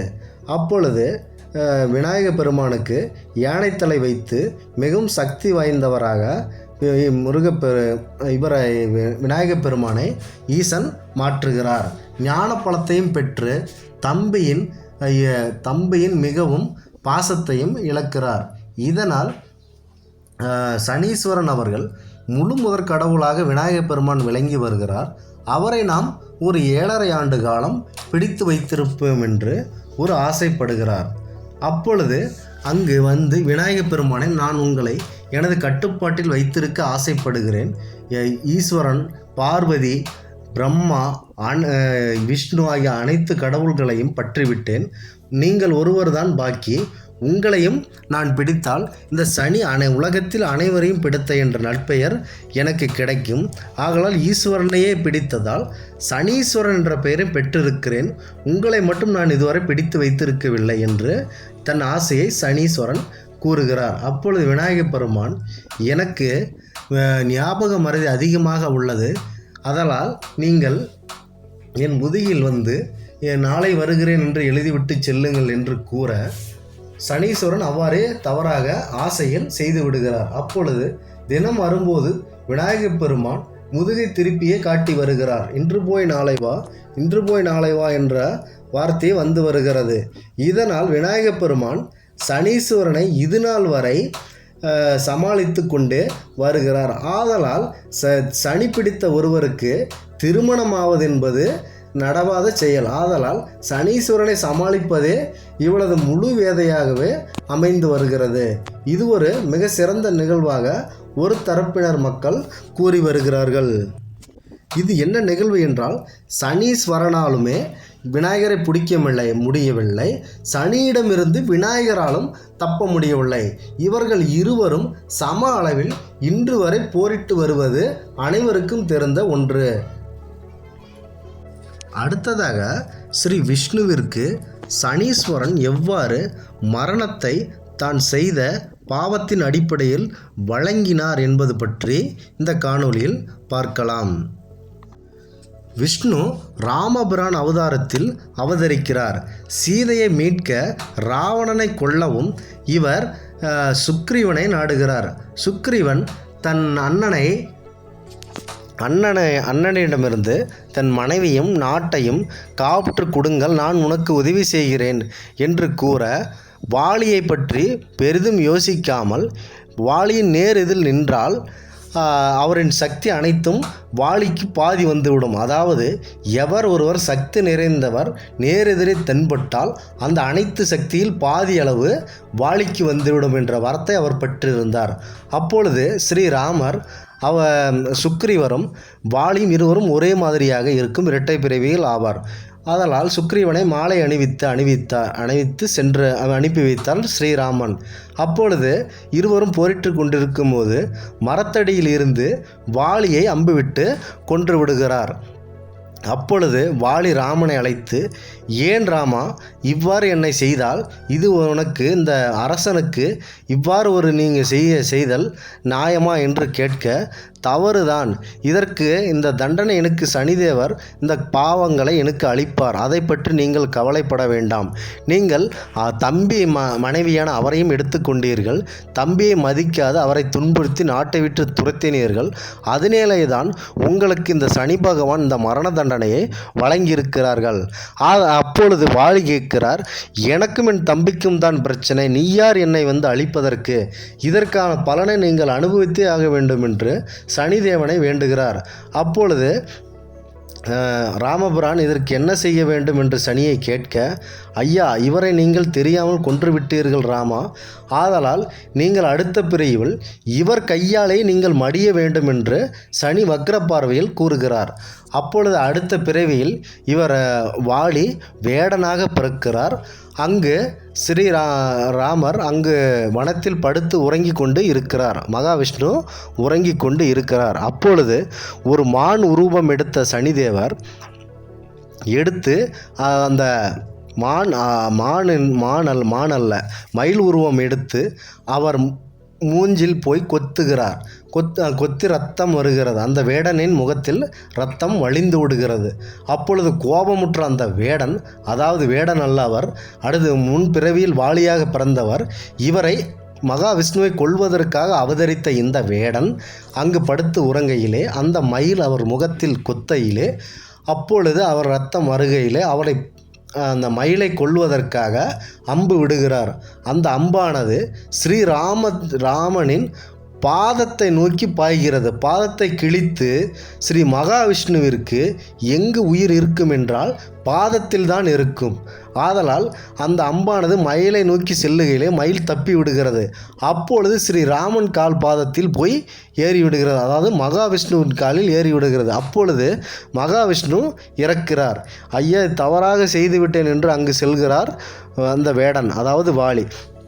அங்கு செல்லும்போது, இது முன்ஜென்ம பாவமாயும், முன் ஜென்மத்தில் நான் ஒன்றை நீ வாலியாக பிறந்திருந்தாய். மகாவிஷ்ணு கூறுகிறார், வாலியாக நீ பிறந்திருந்தாய், அப்பொழுது நான் ஒன்றை கொன்று விட்டேன். அப்பொழுது நான் ராமபிரான் அவதாரத்தில் இருந்தேன். அந்த பழிக்கு சனிதேவர் எனக்கு வக்ரப்பார்வையில் அளித்த இந்த தண்டனையே இந்த ஜென்மத்தில் எனக்கு இந்த மரணமாக கூறப்படுகிறது. சனியின் பார்வையிலிருந்து, அதாவது எவர் ஒருவர் எந்த செயலை செய்தாலும் அதற்கான பலனை அனுபவத்தே தான் ஆக வேண்டும் என்று விஷ்ணு கூறிவிட்டு இறந்துவிட்டு விஷ்ணு அவதாரத்தில் போய் இணைகிறார். இதுவே விஷ்ணு பெருமானுக்கு இறைவன் சனீஸ்வரன் மரண தண்டனை அளித்த நிகழ்வாகும். பாண்டவர்களின் ஒருவரான பீமதேவன் அதிகம் பலமுடன் இந்த உலகை வலம் வந்தான். யாரை வேண்டுமானாலும் அடித்து தும்சம் செய்வதில் வல்லவர். பீமனுக்கு நிகர் எவருமில்லை. பீமனுக்கு நிகரானவர் வாயுதேவரின் இன்னொரு புதல்வன் ஹனுமன் ஆவார். ஆதலால் இவர் மிக பெரிய பலம் வாய்ந்து பூமியில் தன்னை விட பெரிய ஒரு ஆள் இல்லை என்று கர்வத்துடன் செயல்பட்டு கர்ம வினைகளை அதிகமாக செய்தார். இதனால் சனியின் பார்வை அவர் மீது விழுந்து இந்த கர்வத்தினை அழித்தால் மட்டுமே இந்த உலகத்தில் பாண்டவர்களில் ஒருவரான பீமனே இந்த தவறை செய்தால் மக்கள் இன்பமாக வாழ மாட்டார்கள். அதனால் துரியோதனருக்கும் இவர்களுக்கும் என்ன வித்தியாசம் இருக்கிறது? ஆதலால் இந்த கர்வத்தை ஒடுக்க அனுமனிடம் சனீஸ்வரன் கட்டளையிடுகிறார். அப்பொழுது வனத்தில் அனுமன் இருக்கிறார். அங்கு ஸ்ரீராமன்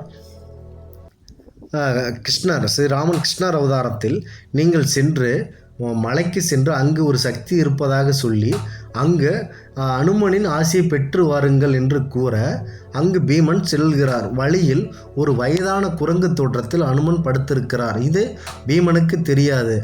ஆதலால் தன்னை விட பழைசாலி இல்லை என்ற கர்வத்தில், ஏ குரங்கே நவுறு என்று சொல்ல, ஐயா, என்னால் நவர முடியால், நான் வயதான குரங்கு, என் வாளை அந்த தடத்திலிருந்து நீக்கிவிட்டு நீங்கள் செல்லுங்கள் என்கிறார்.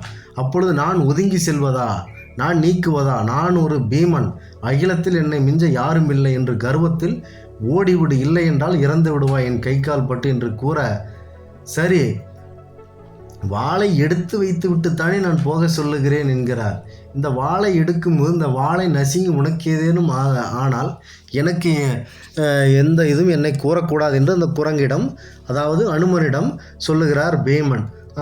பீமன் அந்த வாளை எடுக்க குரங்கின் வாளை நவர்த்த முயற்சி செய்கிறார். அப்பொழுது அந்த வாளை தூக்கலாம் என்று தூக்கும்போது அந்த வாளை தூக்கவே முடியவில்லை.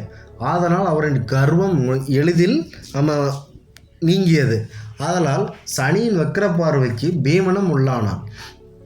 ஆதலால் அந்த கர்வம், இப்போ நான் ஏன் இவ்வாறு இந்த வாளை கூட தூக்க முடியாத நிலைக்கு ஆளானேன் என்று பயத்தில், என்ன ஆயிற்று என்னும் பயத்தில் கதறுகிறார். நான் எவ்வாறு துரியோதனர்களை வெல்ல முடியும்? இந்த குரங்கின் வாளை என்னால் தூக்க முடியவில்லை என்று அந்த இடத்தில் தன் கர்வம் உடைந்து அழத் தொடங்குகிறார் பீமன். அப்பொழுது அவருக்கு காட்சி தருகிறார் அனுமன். நீங்கள் பயப்பட வேண்டாம் தம்பி, நான் உன் அண்ணன். அதாவது பீமனும் ஹனுமனும் வாயுதேவனின் புதல்வர்கள் ஆவார். அதனால் அண்ணனை அடையாளம் கண்டு கொள்ளாத தம்பியானி என்று அனுமன் தம்பியை கட்டி அணைக்கிறார். அப்பொழுது என் கர்வம் உடங்கியது அண்ணா, நான் இவ்வாறு செயல்பட விட்டுவிட்டு என்னை மன்னித்து விடுங்கள் என்று கூற அனுமன் உபதேசம் செய்கிறார். நீங்கள் கர்ம வினையில் அதிக பலன் ஆற்றிவிட்டீர்கள்.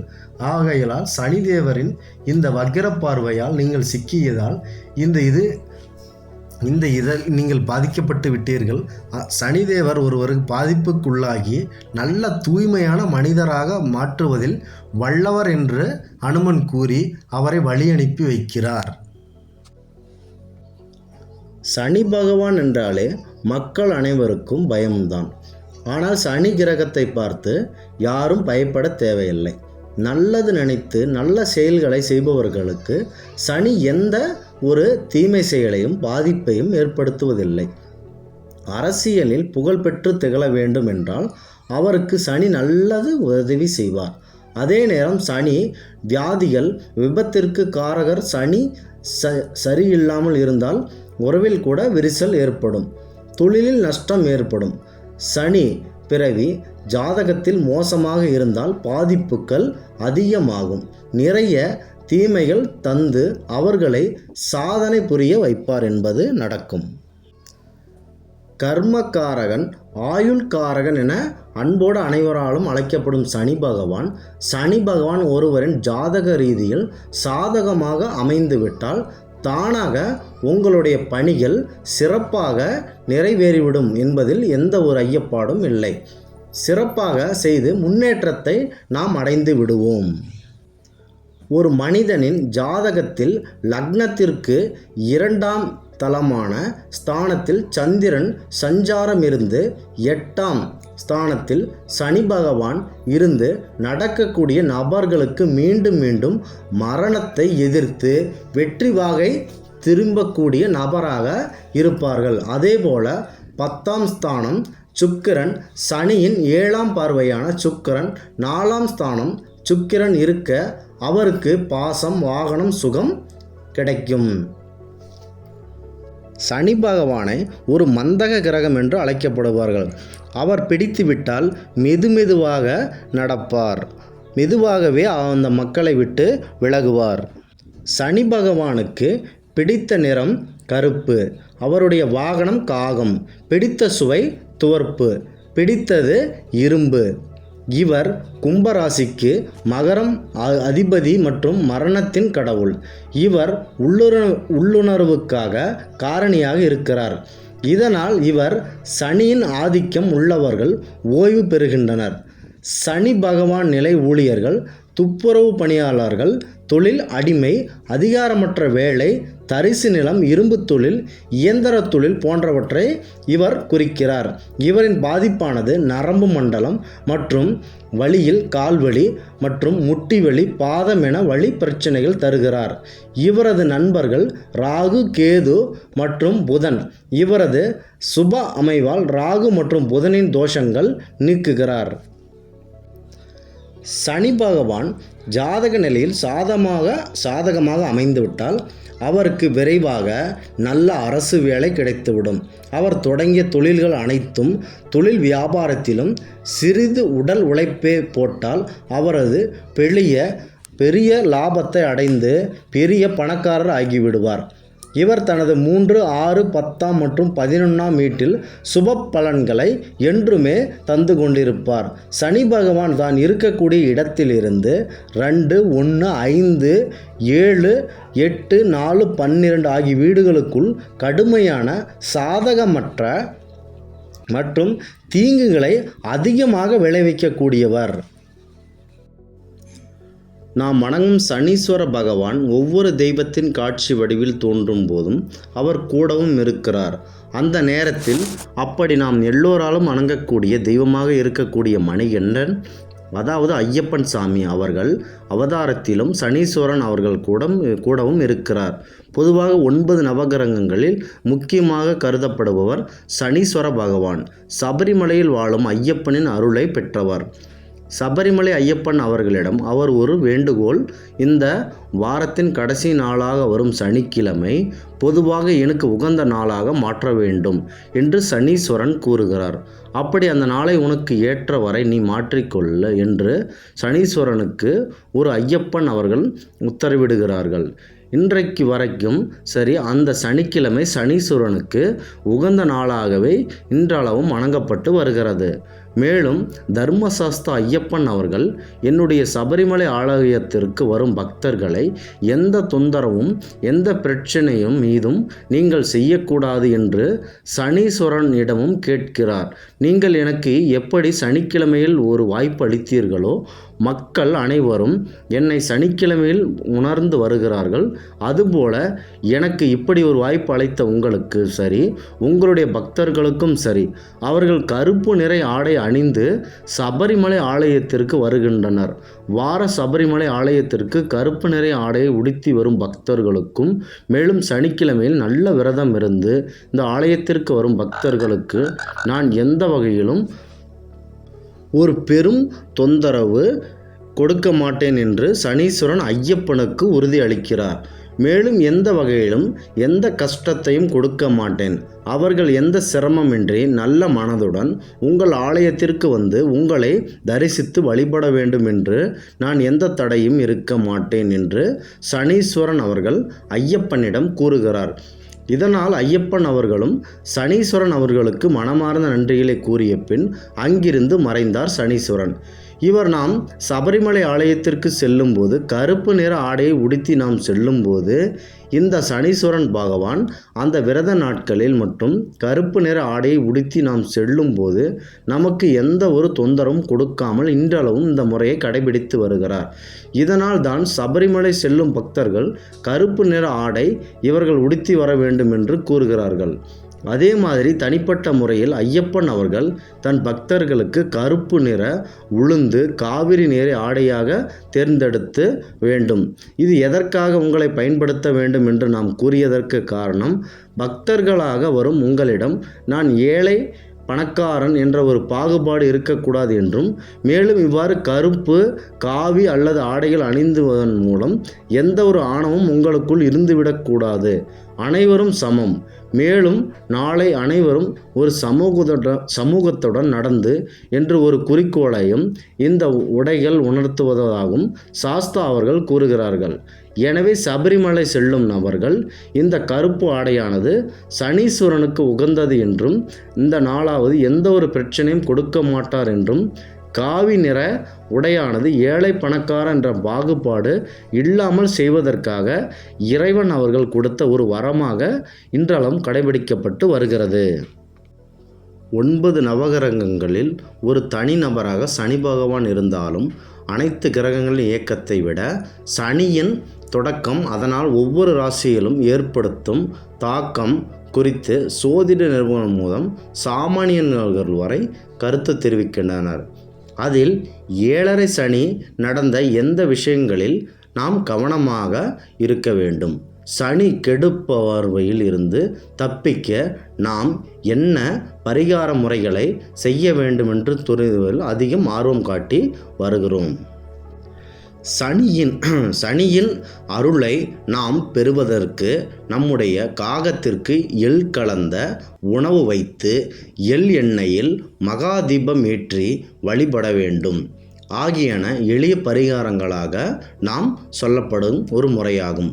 முறையாக நாம் விரதம் இருந்து சனியை வழிபட்டால் சனியின் அருள் மற்றும் நல்ல பலன் மட்டுமில்லாமல் பெருமாள் மற்றும் மகாலட்சுமி அருளை நாம் பரிபூரணமாக பெற முடியும் என்பதில் எந்த ஒரு மாற்று கருத்தும் இல்லை.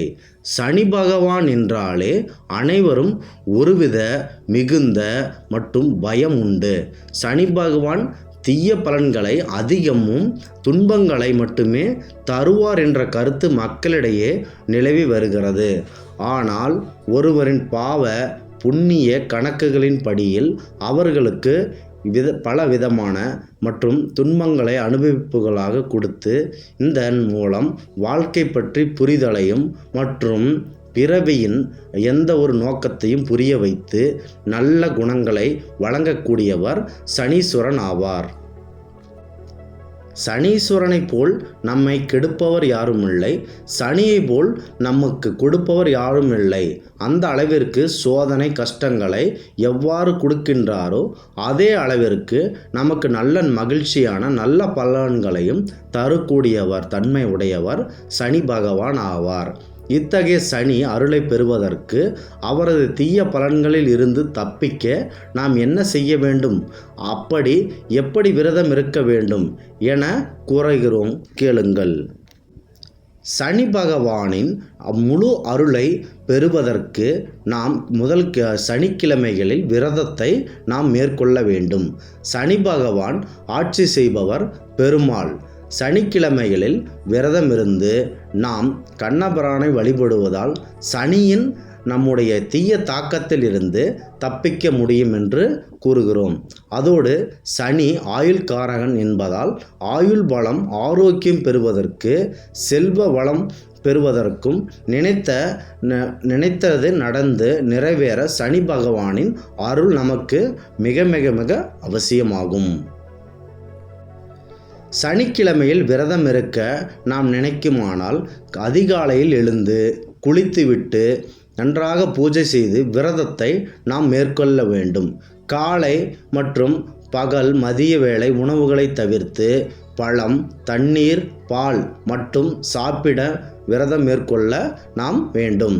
பெருமாளுக்கு துளசி, பழம் போன்றவற்றை நைவேத்தியமாக படைத்து வழிபட வேண்டும். அருகிலுள்ள அனுமன் மற்றும் பெருமாள் கோயில்களுக்கு சென்று சுவாமி தரிசனமும் செய்யலாம்.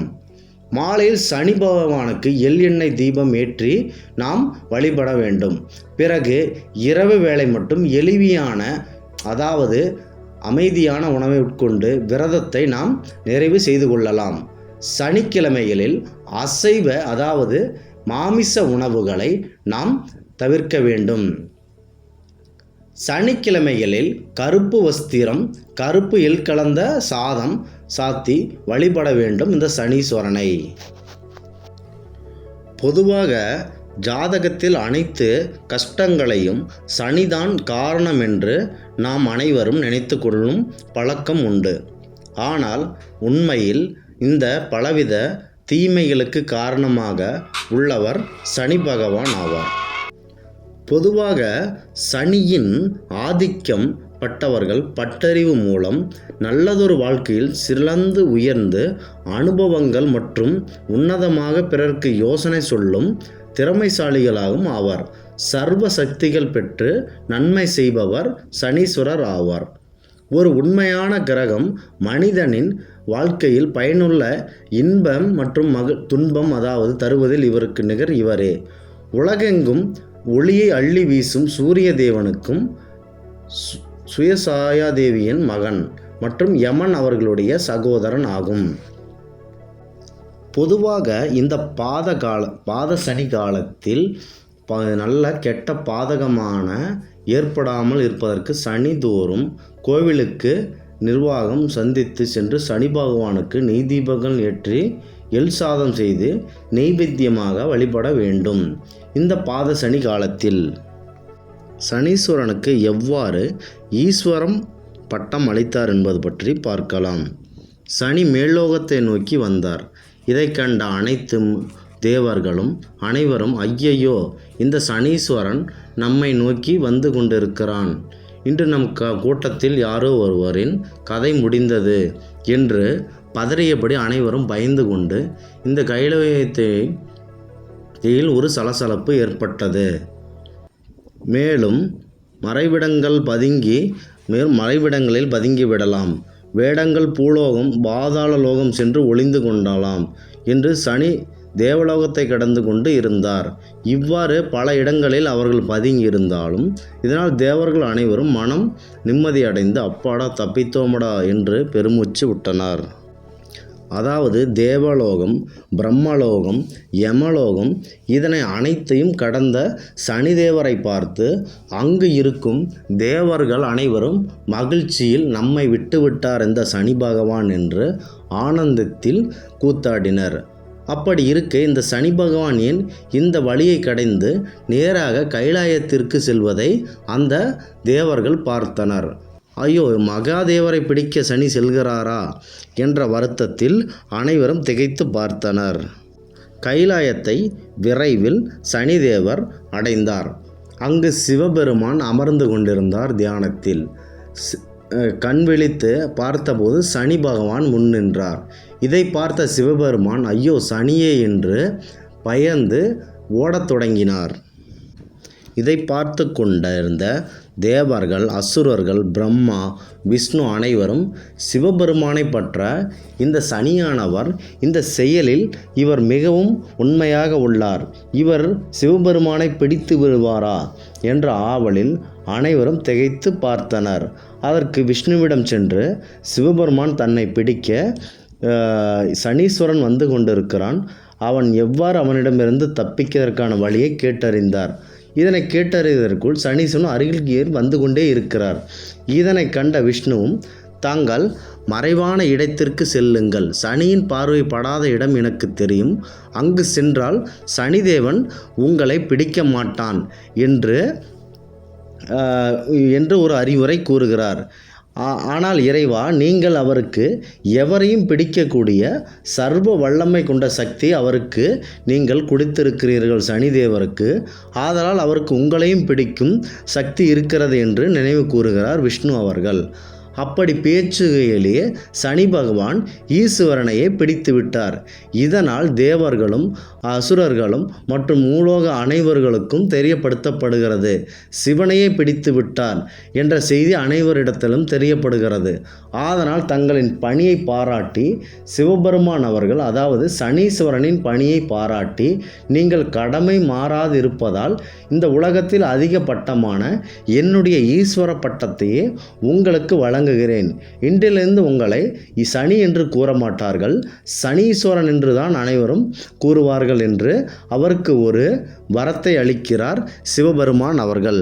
இதனாலேயே தான் சனி என்பவர் சனீஸ்வரனான கதை ஆகும்.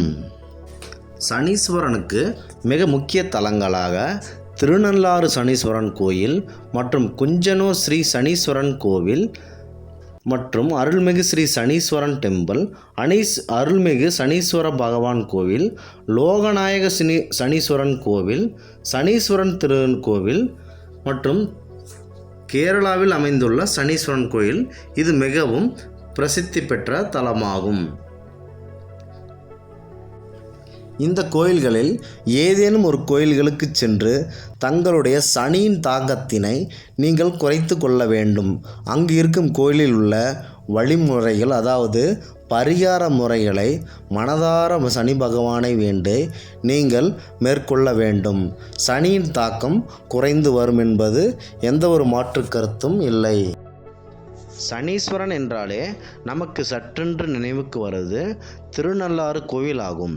இந்த திருநள்ளாறு கோவிலே மிகவும் சிறப்பு வாய்ந்தது என்று மக்கள் பெரிதும் நம்பிக்கையுடன் இருக்கின்றனர். அப்படி இல்லை, குஞ்சனூரில் உள்ள சனீஸ்வரன் கோயிலே மிகவும் பிரசித்தி பெற்ற கோயிலாகும். இங்கே சனீஸ்வரன் சுயம்புலிங்கமாக உருவாகியும் உள்ளார். இந்த கதையை பற்றி நாம் பார்க்கலாம். இந்த கோவில் நடைந்திருந்திருக்கும் நேரம் காலை 8 மணி முதல் மதியம் 12 மணி வரை, மாலை 4 மணி முதல் இரவு 8 மணி வரை இந்த கோவில் நடை திறந்திருக்கும். இந்த சனீஸ்வரன் கோவில் குஞ்சனூரில் அமைந்துள்ளது. அதாவது தேனி மாவட்டத்தில் உள்ள குஞ்சனூரில் இந்து கோவில் அமைந்துள்ளது. இந்து மத வழிபாட்டு தலங்களில் மிக முக்கிய நவகிரகங்களில் ஒன்றாகவும் இந்த தலம் விளங்கியுள்ளது. இங்கே எழுந்தருளிக்கும் சனி பகவான் தமிழகத்தில் தனக்கென ஒரு தனி கோவில் அமைத்து கொண்டது மிகவும் சிறப்பு ஆகும். இந்த குஞ்சனூரில் உள்ள சனீஸ்வரன் கோவிலுக்கு இலங்கை, நேபாளம், சிங்கப்பூர் போன்ற வெளிநாட்டு பக்தர்களும் அதிக அளவில் இந்த கோவிலுக்கு வந்து தங்கள் குறைகளை கூறி நிவர்த்தி செய்து கொண்டு செல்கின்றனர். இந்த கோவிலின் தலை புராணத்தை பற்றி பார்க்கலாம்.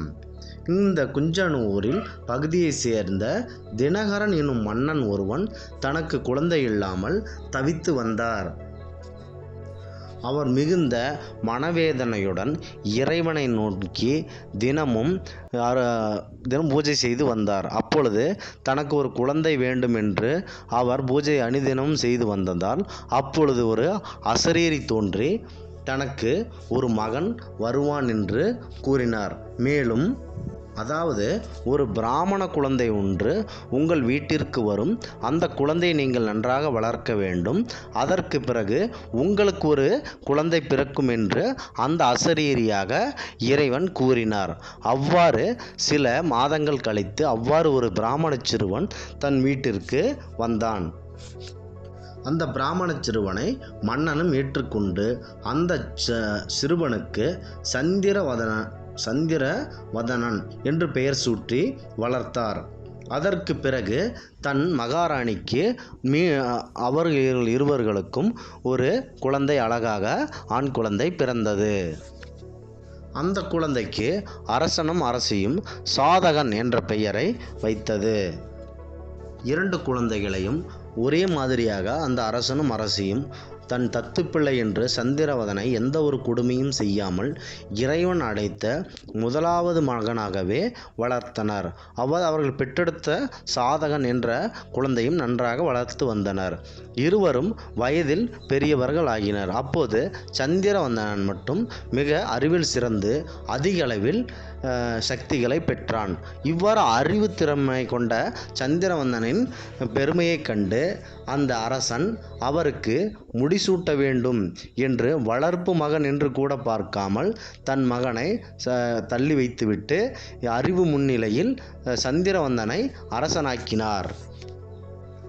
இந்த நிலையில் மன்னனுக்கு சனி தசை பிடித்தது. அதாவது சனி பிடித்தது. அந்த சனி காலத்தில் அவர் மிகவும் துன்புற்றார். இந்த தினகரன் சனி தோஷத்தால் பெரும் துன்பங்களுக்கு ஆளானார். தன்னை வளர்த்து மன்னனாக்கிய தனது வளர்ப்பு தந்தையான சந்திரவதனன் மிகவும் தன் தந்தை படும் கஷ்டங்களை பார்த்து மிகவும் வருத்தப்படுகிறார். என்ன செய்வது என்று தெரியாமல் அவர் பகவானரை வேண்டிக் கொண்டு தவித்து வருந்தார். இந்த சந்திரவதனன் தன் தந்தை படும் கஷ்டத்தால் மிகவும் மனமுடைந்த சந்திரவதனன் சுரபி நதிக்கரைக்கு சென்று ஒரு இரும்பாலான சனி பகவான் அவர்களின் உருவத்தை தயாரித்து தனது தந்தைக்கு வரும் கஷ்டங்களை நீக்க வேண்டும் என்று வழிபட தொடங்கினார் சந்திரவதனன். இந்த வழிபாட்டால் மிகவும் மகிழ்ச்சி பெற்ற சனி பகவான் அவர்கள் அவர் முன்னால் சந்திரவதனன் முன்னால் தோன்றி முற்பிறவியில் உனது தந்தை செய்த பாவ புண்ணிய கணக்குகளின் அடிப்படையிலேயே இந்த கொடுமைகளை அவர் அனுபவித்து வருகிறார். முன் ஜென்மத்தில் செய்த பாவம் அவருக்கு இந்த ஜென்மத்தில் இந்த தண்டனை கிடைக்கிறது. இது சனியின் நோக்கில் எந்த ஒரு தவறும் இல்லை. இவர் இந்த கஷ்டங்களை அனுபவித்து தான் ஆக்க வேண்டும். பிற்பாடு இவருக்கு நல்ல நிலைமை ஏற்படும். இந்த சனி காலத்தில் இந்த தண்டனையை இவர் அனுபவித்தே ஆக வேண்டும் என்று சனி பகவான் கூறுகிறார் சந்திரவதனனிடம். அதாவது தன் தந்தைக்கு தினகரனுக்கு 7.5 நாட்கள், 7.5 மாதங்கள், 7.5 ஆண்டுகள் என்று சனி தோஷத்தால் அவருக்கு பல துன்பங்கள் வந்து தீரும் என்று கூறுவார். இந்த காலத்தில் அவர்கள் பெரும் துன்பங்களை அவர் அனுபவிப்பார். இந்த காலத்தில் உங்களுடைய தந்தைக்கு நல்லதொரு கடமை ஆற்றுங்கள் என்று சனி பகவான் கூறுகிறார் சந்திரவதனனிடம். உன் தந்தையின் முற்பிறவி பாவ வினைகளுக்கு ஏற்ப தகுந்தபடி இந்த தண்டனைகள் என்னால் வழங்கப்படுகிறது என்று சனி பகவான் கூறுகிறார். சந்திரவந்தனன் அனாதியாக தன்னை இருந்த இவரை என் எடுத்து வளர்த்த தந்தையின் இவ்வாறு கஷ்டங்களை ஏற்பட்டு மிகவும் தவித்து கொண்டிருக்கிறாரே, என்ன செய்வது என்று தெரியாமல் அவர் மிகவும் மனம் உடைந்து போனார் இந்த சந்திரவந்தனன். மேலும் என்னை மன்னனாக்கிய இவருக்கு, தன் வளர்ப்பு தந்தையாக இவருக்கு இந்த தண்டனையை, அதாவது இந்த துன்பத்தை குறைக்கும்படியாக வேண்டினான். அவனுடைய வேண்டுதல் மனமிறங்கிய சனீஸ்வர பகவான் அவனுடைய தந்தைக்கு பதிலாக அவனை 7.5 நாளிகை காலம் சனிதோஷம் பிடிக்கும் என்று அந்த 7.5 நாளிகை காலத்தில் நீங்கள் அந்த துன்பங்களை எல்லாம் அனுபவிக்க வேண்டும் என்று எச்சரித்தார். சந்திரவந்தனனும் அதற்கு முழு மனதுடன் சம்மதித்தார். சனியும் அதற்கு ஒத்துக்கொண்டார். இந்த 7.5 ஆண்டு காலத்திற்கு அவனுக்கு கடுமையான பல துன்பங்களை கொடுத்தார். அந்த துன்பங்களை எல்லாம் ஏற்றுக்கொண்டார் இந்த சந்திரவந்தனன். இந்த 7.5 நாளிகை இந்த உங்களுக்கு சனி பிடித்த இந்த தோஷமும் நீங்கள் முற்பிறவியில் செய்த பாவ புண்ணியங்களே ஆகும். அதற்காகத்தான் நீங்கள் இந்த தண்டனையை அனுபவிக்கிறீர்கள் என்றும் சனிதேவர் கூறுகிறார். இந்த சனி தோஷத்தின் முடிவில் நன்மைகளை அளிப்பேன் என்று சொல்லி மறைந்தார். பின்பு அந்த இடத்தில் சுயம்புவாக தோன்றினார் இந்த சனி பகவான். இந்த சனீஸ்வரன் பகவான் தோன்றிய இந்த இடத்தில் சந்திர பகவான் தன்னுடன் வழிபாட்டு தலமாக அமைத்து கொண்டு, இது இவ்வாறு நமக்கு சனிதோஷம் குறைந்தது, இவ்வாறு மக்களுக்கும் குறைய வேண்டும் என்ற நோக்கில் இங்கு ஒரு ஆலயம் எழுப்புமாறு அவர் சனி பகவானிடம் வேண்டுகிறார். நீங்கள் அவ்வாறே இந்த ஆலயத்தை எழுப்பிக் கொள்ளுங்கள் என்று சொல்லிவிட்டு மறைகிறார். சனீஸ்வரனுக்கு கோவில் கட்டும் நோக்கில் செண்பகநல்லூரில் சிறிய கோவில் ஒன்றை அவர் அமைக்கிறார். குச்சு புள்ளினால் கூரை அமைத்து வழிபாட்டு கோவிலாக மாற்றினார். அது காலப்போக்கில் குஞ்சனூர் என்று ஆகிவிட்டது. தினகரன் மான்மியம் என்கின்ற பெயரில் வெளியான பழமையான கதையாகும். அடுத்த சனீஸ்வரன் கோயிலாக பாதாள சொர்ண சனீஸ்வரரை வணங்கினால் தீராத நோய்கள் தீரும் என்று கூறுவார்கள். இந்த கோவில் வாலாஜாபேட்டை ஸ்ரீ தன்வந்திரி ஆரோக்கிய பீடத்தில் ஈசானிய மூலையில் அகலம் 20 அடி நீளமும் 10 அடி உயரத்தில் 13 அடி படிகள் கொண்டு பாதாளத்தில் மேற்கு நோக்கி சனீஸ்வர பகவான் தனி ஆலயம் அமைத்து கொண்டுள்ளார். இந்த பக்தர்கள் ஒரு மனிதர் அவருடைய பூர்வ புண்ணியத்திற்கு ஏற்றவாறு வாழ்க்கை பாதையை கொண்டு நகர்த்தவும் நவகிரகங்களே. இந்த நவகிரகங்களில் ஈஸ்வர பட்டம் பெற்ற ஒரே தலைவன் சனி பகவான் ஆவார். இவரது ஜாதகத்தில் பயிற்சியில் அடிப்படை மட்டுமின்றி பாவ புண்ணியங்கள் கொண்டு ஒருவரின் வாழ்க்கையில் ஒரு நீதிபதி போல செயல்பட்டு அதற்கேற்ற நன்மைகள் மற்றும் தீமைகளை அளிக்கக்கூடியதில் வல்லவராக இந்த சனி பகவான் தோன்றுகிறார். இந்த கோவிலுக்கு வந்து தன் கஷ்டத்தால் மற்றும் நோயினால் பாதிக்கப்பட்ட பக்தர்களை இந்த ஆலயத்திற்கு அழைத்து வந்து அவர்களுக்கு கருப்பு நிற ஆடையுடன் அவர்களை கூட்டி வந்து முதலில் காகத்திற்கு உணவளித்து விட்ட பிறகு எள் கலந்த கருப்பு நிற உணவுகளை இந்த இறைவனுக்கு மனதார படைத்துவிட்டு அங்கு ஊனமுற்றோர்கள், பிச்சைக்காரர்கள் யார் வேண்டாலும் இருந்தாலும் அவர்களுக்கு உணவளித்து பின்பு நீங்கள் உண்ண வேண்டும். இவ்வாறு நீங்கள் செய்தால் உங்களுடைய தீமைகள் வெகுவாக குறையும் என்பது இந்த கோவிலின் ஒரு மிக நம்பிக்கையாக கடைபிடிக்கப்பட்டு வருகிறது. பொதுவாக 9 நவகிரகங்களில் சனிக்கு என்று பெரும் தனி சிறப்பு உண்டு. இவரை ஆயுள்காரகன் என்று நாம் அன்புடன் அழைக்கிறோம். ஒரு மக்களுடைய, அதாவது ஒரு மனிதனுடைய ஜாதகத்தில் ஆயுளில் இருப்பவர் இந்த சனி பகவான் ஆவார். சூரியனின் 12 ராசிகளை இந்த சனி கிரகமும் ஒரு முறை சுற்றி வருவதற்கு 30 ஆண்டுகள் செலவாகிறது. ஒரு ராசியில் மட்டும் 2.5 ஆண்டுகள் இவர் இருக்கிறார். இந்த சனி பகவான் தான். இப்படி 3 ராசிகளை இந்த சனி பகவான் கடந்து செல்வதையே 7.5 சனி என்று நாம் கூறுகிறோம். மிக மிக மெதுவாக நகர்கின்றவர் இந்த சனீஸ்வரன் ஆவார். அதனால்தான் இவருக்கு மந்தகன் என்ற ஒரு பெயரும் உண்டு. இவருடைய அமைப்பு மிகவும் குள்ளமாகவும், அதாவது மிக மிக குள்ளமாகவும் கருப்பு நிறத்துடன் இவர் காட்சி தருவார். இவர் சூரிய பகவான் தாக்கத்தினாலேயே கருவில் இவர் கருமை நிறமாக மாறினார். இவருடைய கருணையை ஒரு மனிதன் பெற வேண்டும் என்றால் அவர் என்னென்ன செயல்களை செய்ய வேண்டும் என்று தெரிந்து கொள்ளுங்கள். ஒரு ஊனமுற்றோருக்கு உதவி செய்தால் சனி பகவானுக்கு மிகவும் மகிழ்ச்சி அடைவார் என்று ஜோதிடர்கள் அனுதினமும் கூறி வருகின்றனர். அப்படி மிக வலிமையான இருப்பவர் சனி பகவான் ஆவார். இந்த சனி பகவான் நவகிரகங்களில் ஒவ்வொரு கிரகங்களுக்கும் ஒவ்வொரு வீடு உண்டு. அப்படி நவகிரகத்தில் ஒருவராகிய சனி பகவானுக்கு கும்பம், மகரம் ஆகிய வீடுகள் சொந்த வீடுகளாக ஜோதிடர்கள் கூறுகிறார்கள். இந்த ராசியில் பிறந்தவர்கள் பொதுவாக சனியின் பாதிப்புகள் குறைத்து தருவார் என்பது ஜோதிடர்களின் உண்மையா. சொந்த வீட்டில் இருப்பவர்களுக்கு அவர் கருணை காட்டுபவர் என்று கூறுகிறார்கள். மேசராசி சூரியன் பெற்று வலிமையுடன் இருக்கின்ற ராசியாகும். அதே சமயத்தில் சனீஸ்வரன் அதிக பலம் கொண்டு இருப்பதை நீச்சம் என்று கூறுகிறார்கள்.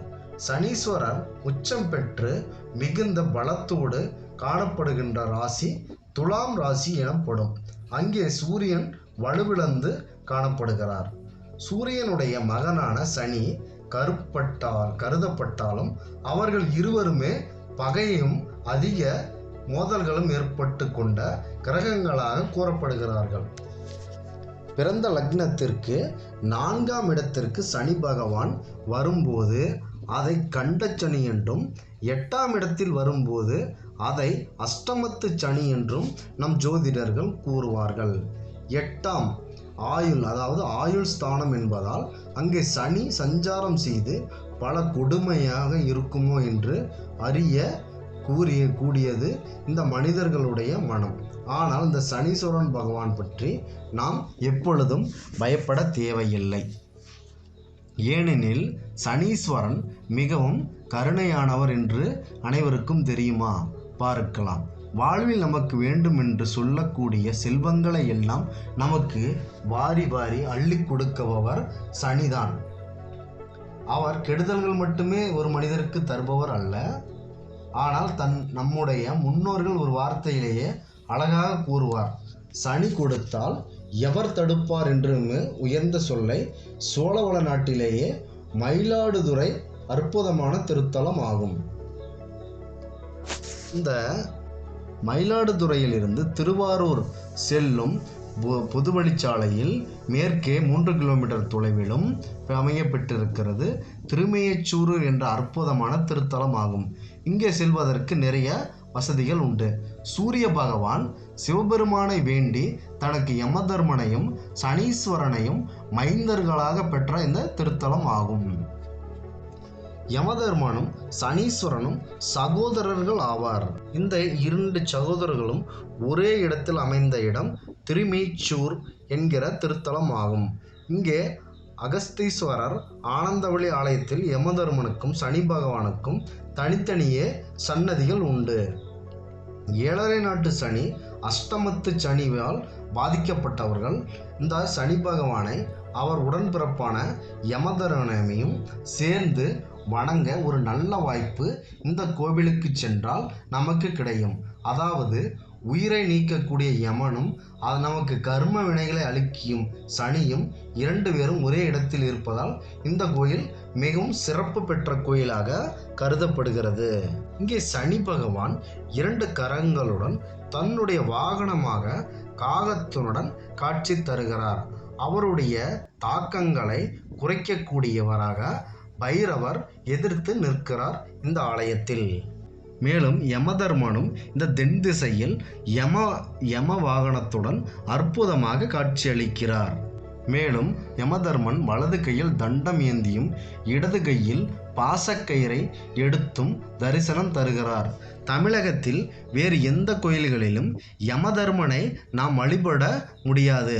அப்படி இந்த கோயிலில் மட்டுமே யமதர்மன் உள்ளார். யமதர்மனையும் சனீஸ்வரனையும் சனி பேச்சு நாள்களில் நாம் வணங்குவேமானால் வாழ்க்கையில் எல்லா விதமான நலன்களையும் பெற்று நல்ல மகிழ்ச்சியுடன் வாழ்வோம் என்பது என்ற ஒரு மாற்று கருத்தும் இல்லை என்று கூறுகிறார்கள். அடுத்ததாக மதுரை மாவட்டத்தில் அமைந்துள்ள அருள்மிகு சனீஸ்வரன் திருக்கோயிலை பற்றி இந்த கோயிலில் காணலாம்.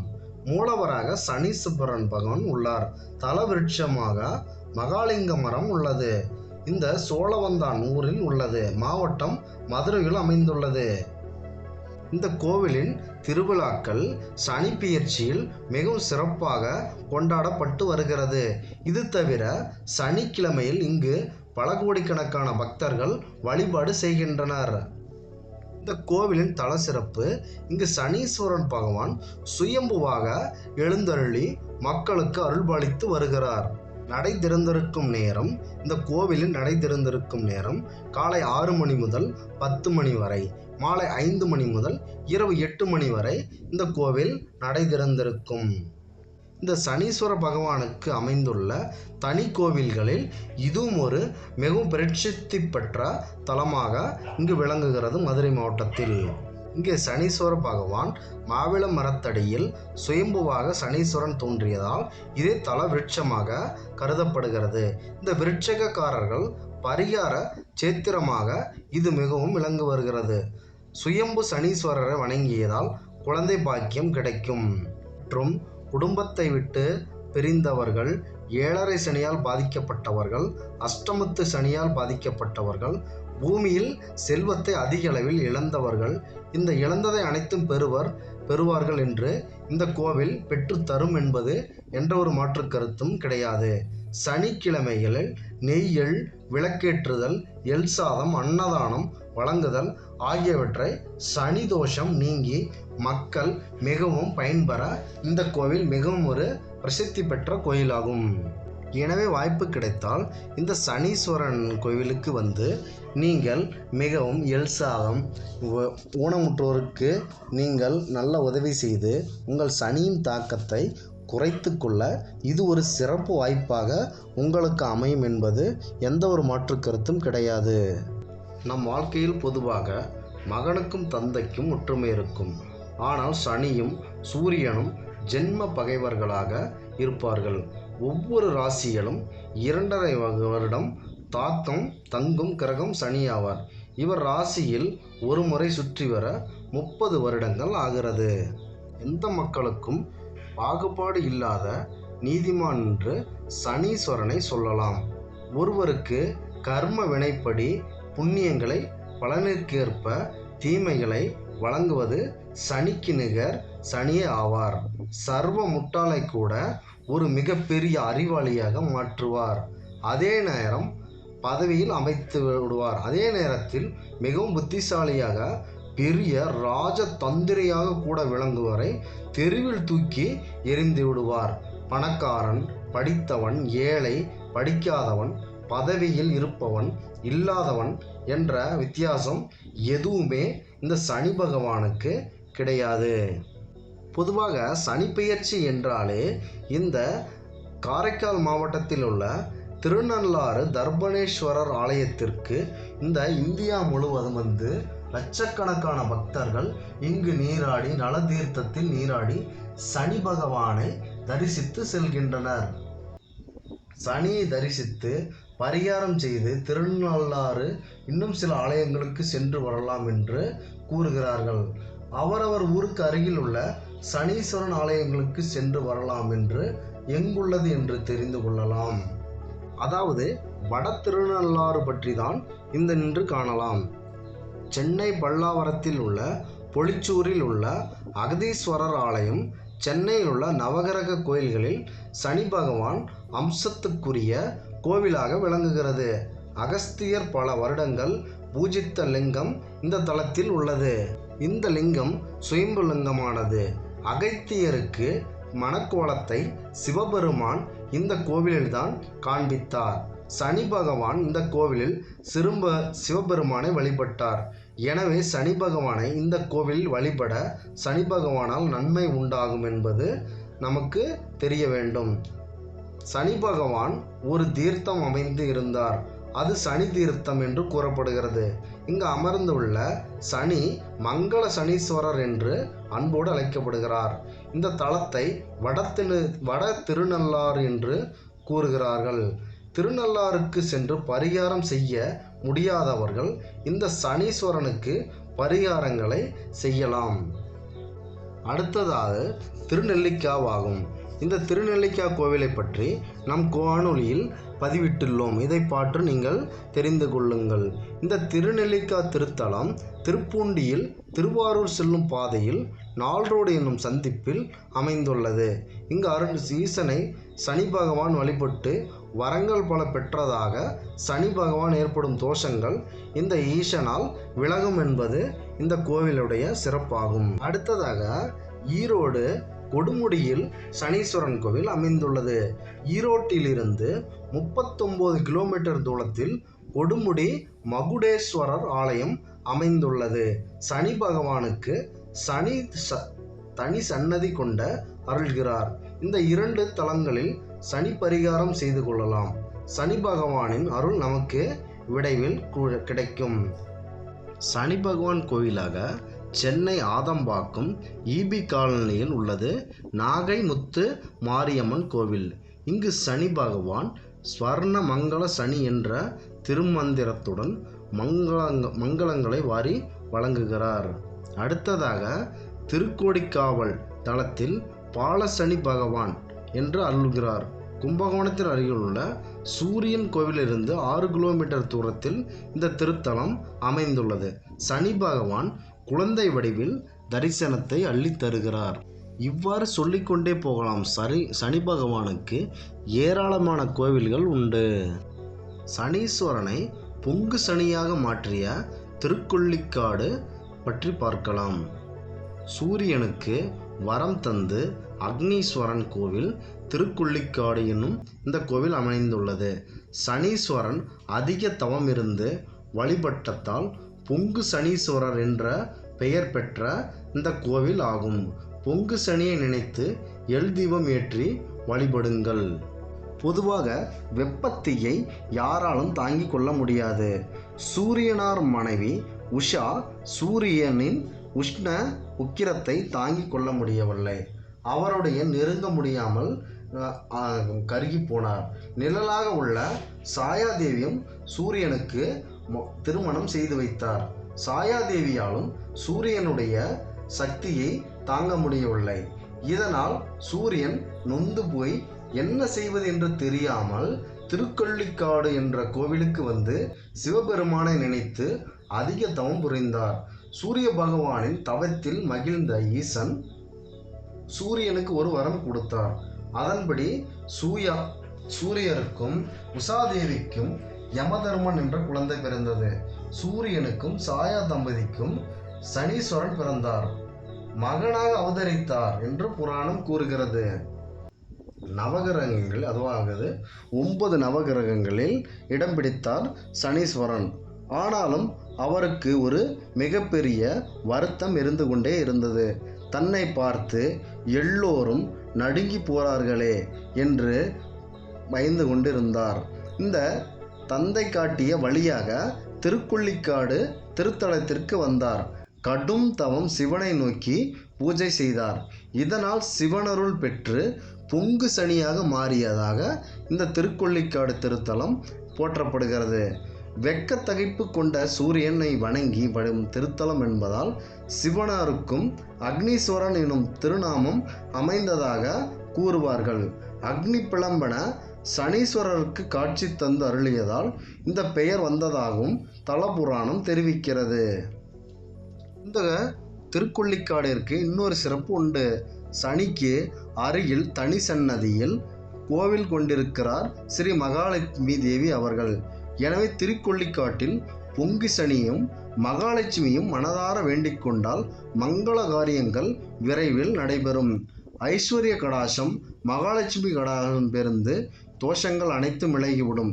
சனியையும் இந்த மகாலட்சுமியும் ஒன்றாக வழிபட்டால் திருக்கொள்ளிக்காடு பொங்கு சனி பகவானை நீங்கள் மனதார வழிபட்டு கொண்டு ஒவ்வொரு வாரத்தில் வரும் சனிக்கிழமையும் அவரை நினைத்து கொண்டு நாம் விளக்கேற்ற வேண்டும், எல் தீபம் ஏற்ற வேண்டும். பிறர்க்கொரு நாளில் திருக்கொள்ளிக்காடு சென்று அக்னீஸ்வரரையும் பொங்கு சனீஸ்வரையும் மனதார தரிசித்து நாம் வணங்க வேண்டும். கஷ்டமெல்லாம் தீரும் என்று நாம் வழிபாடும்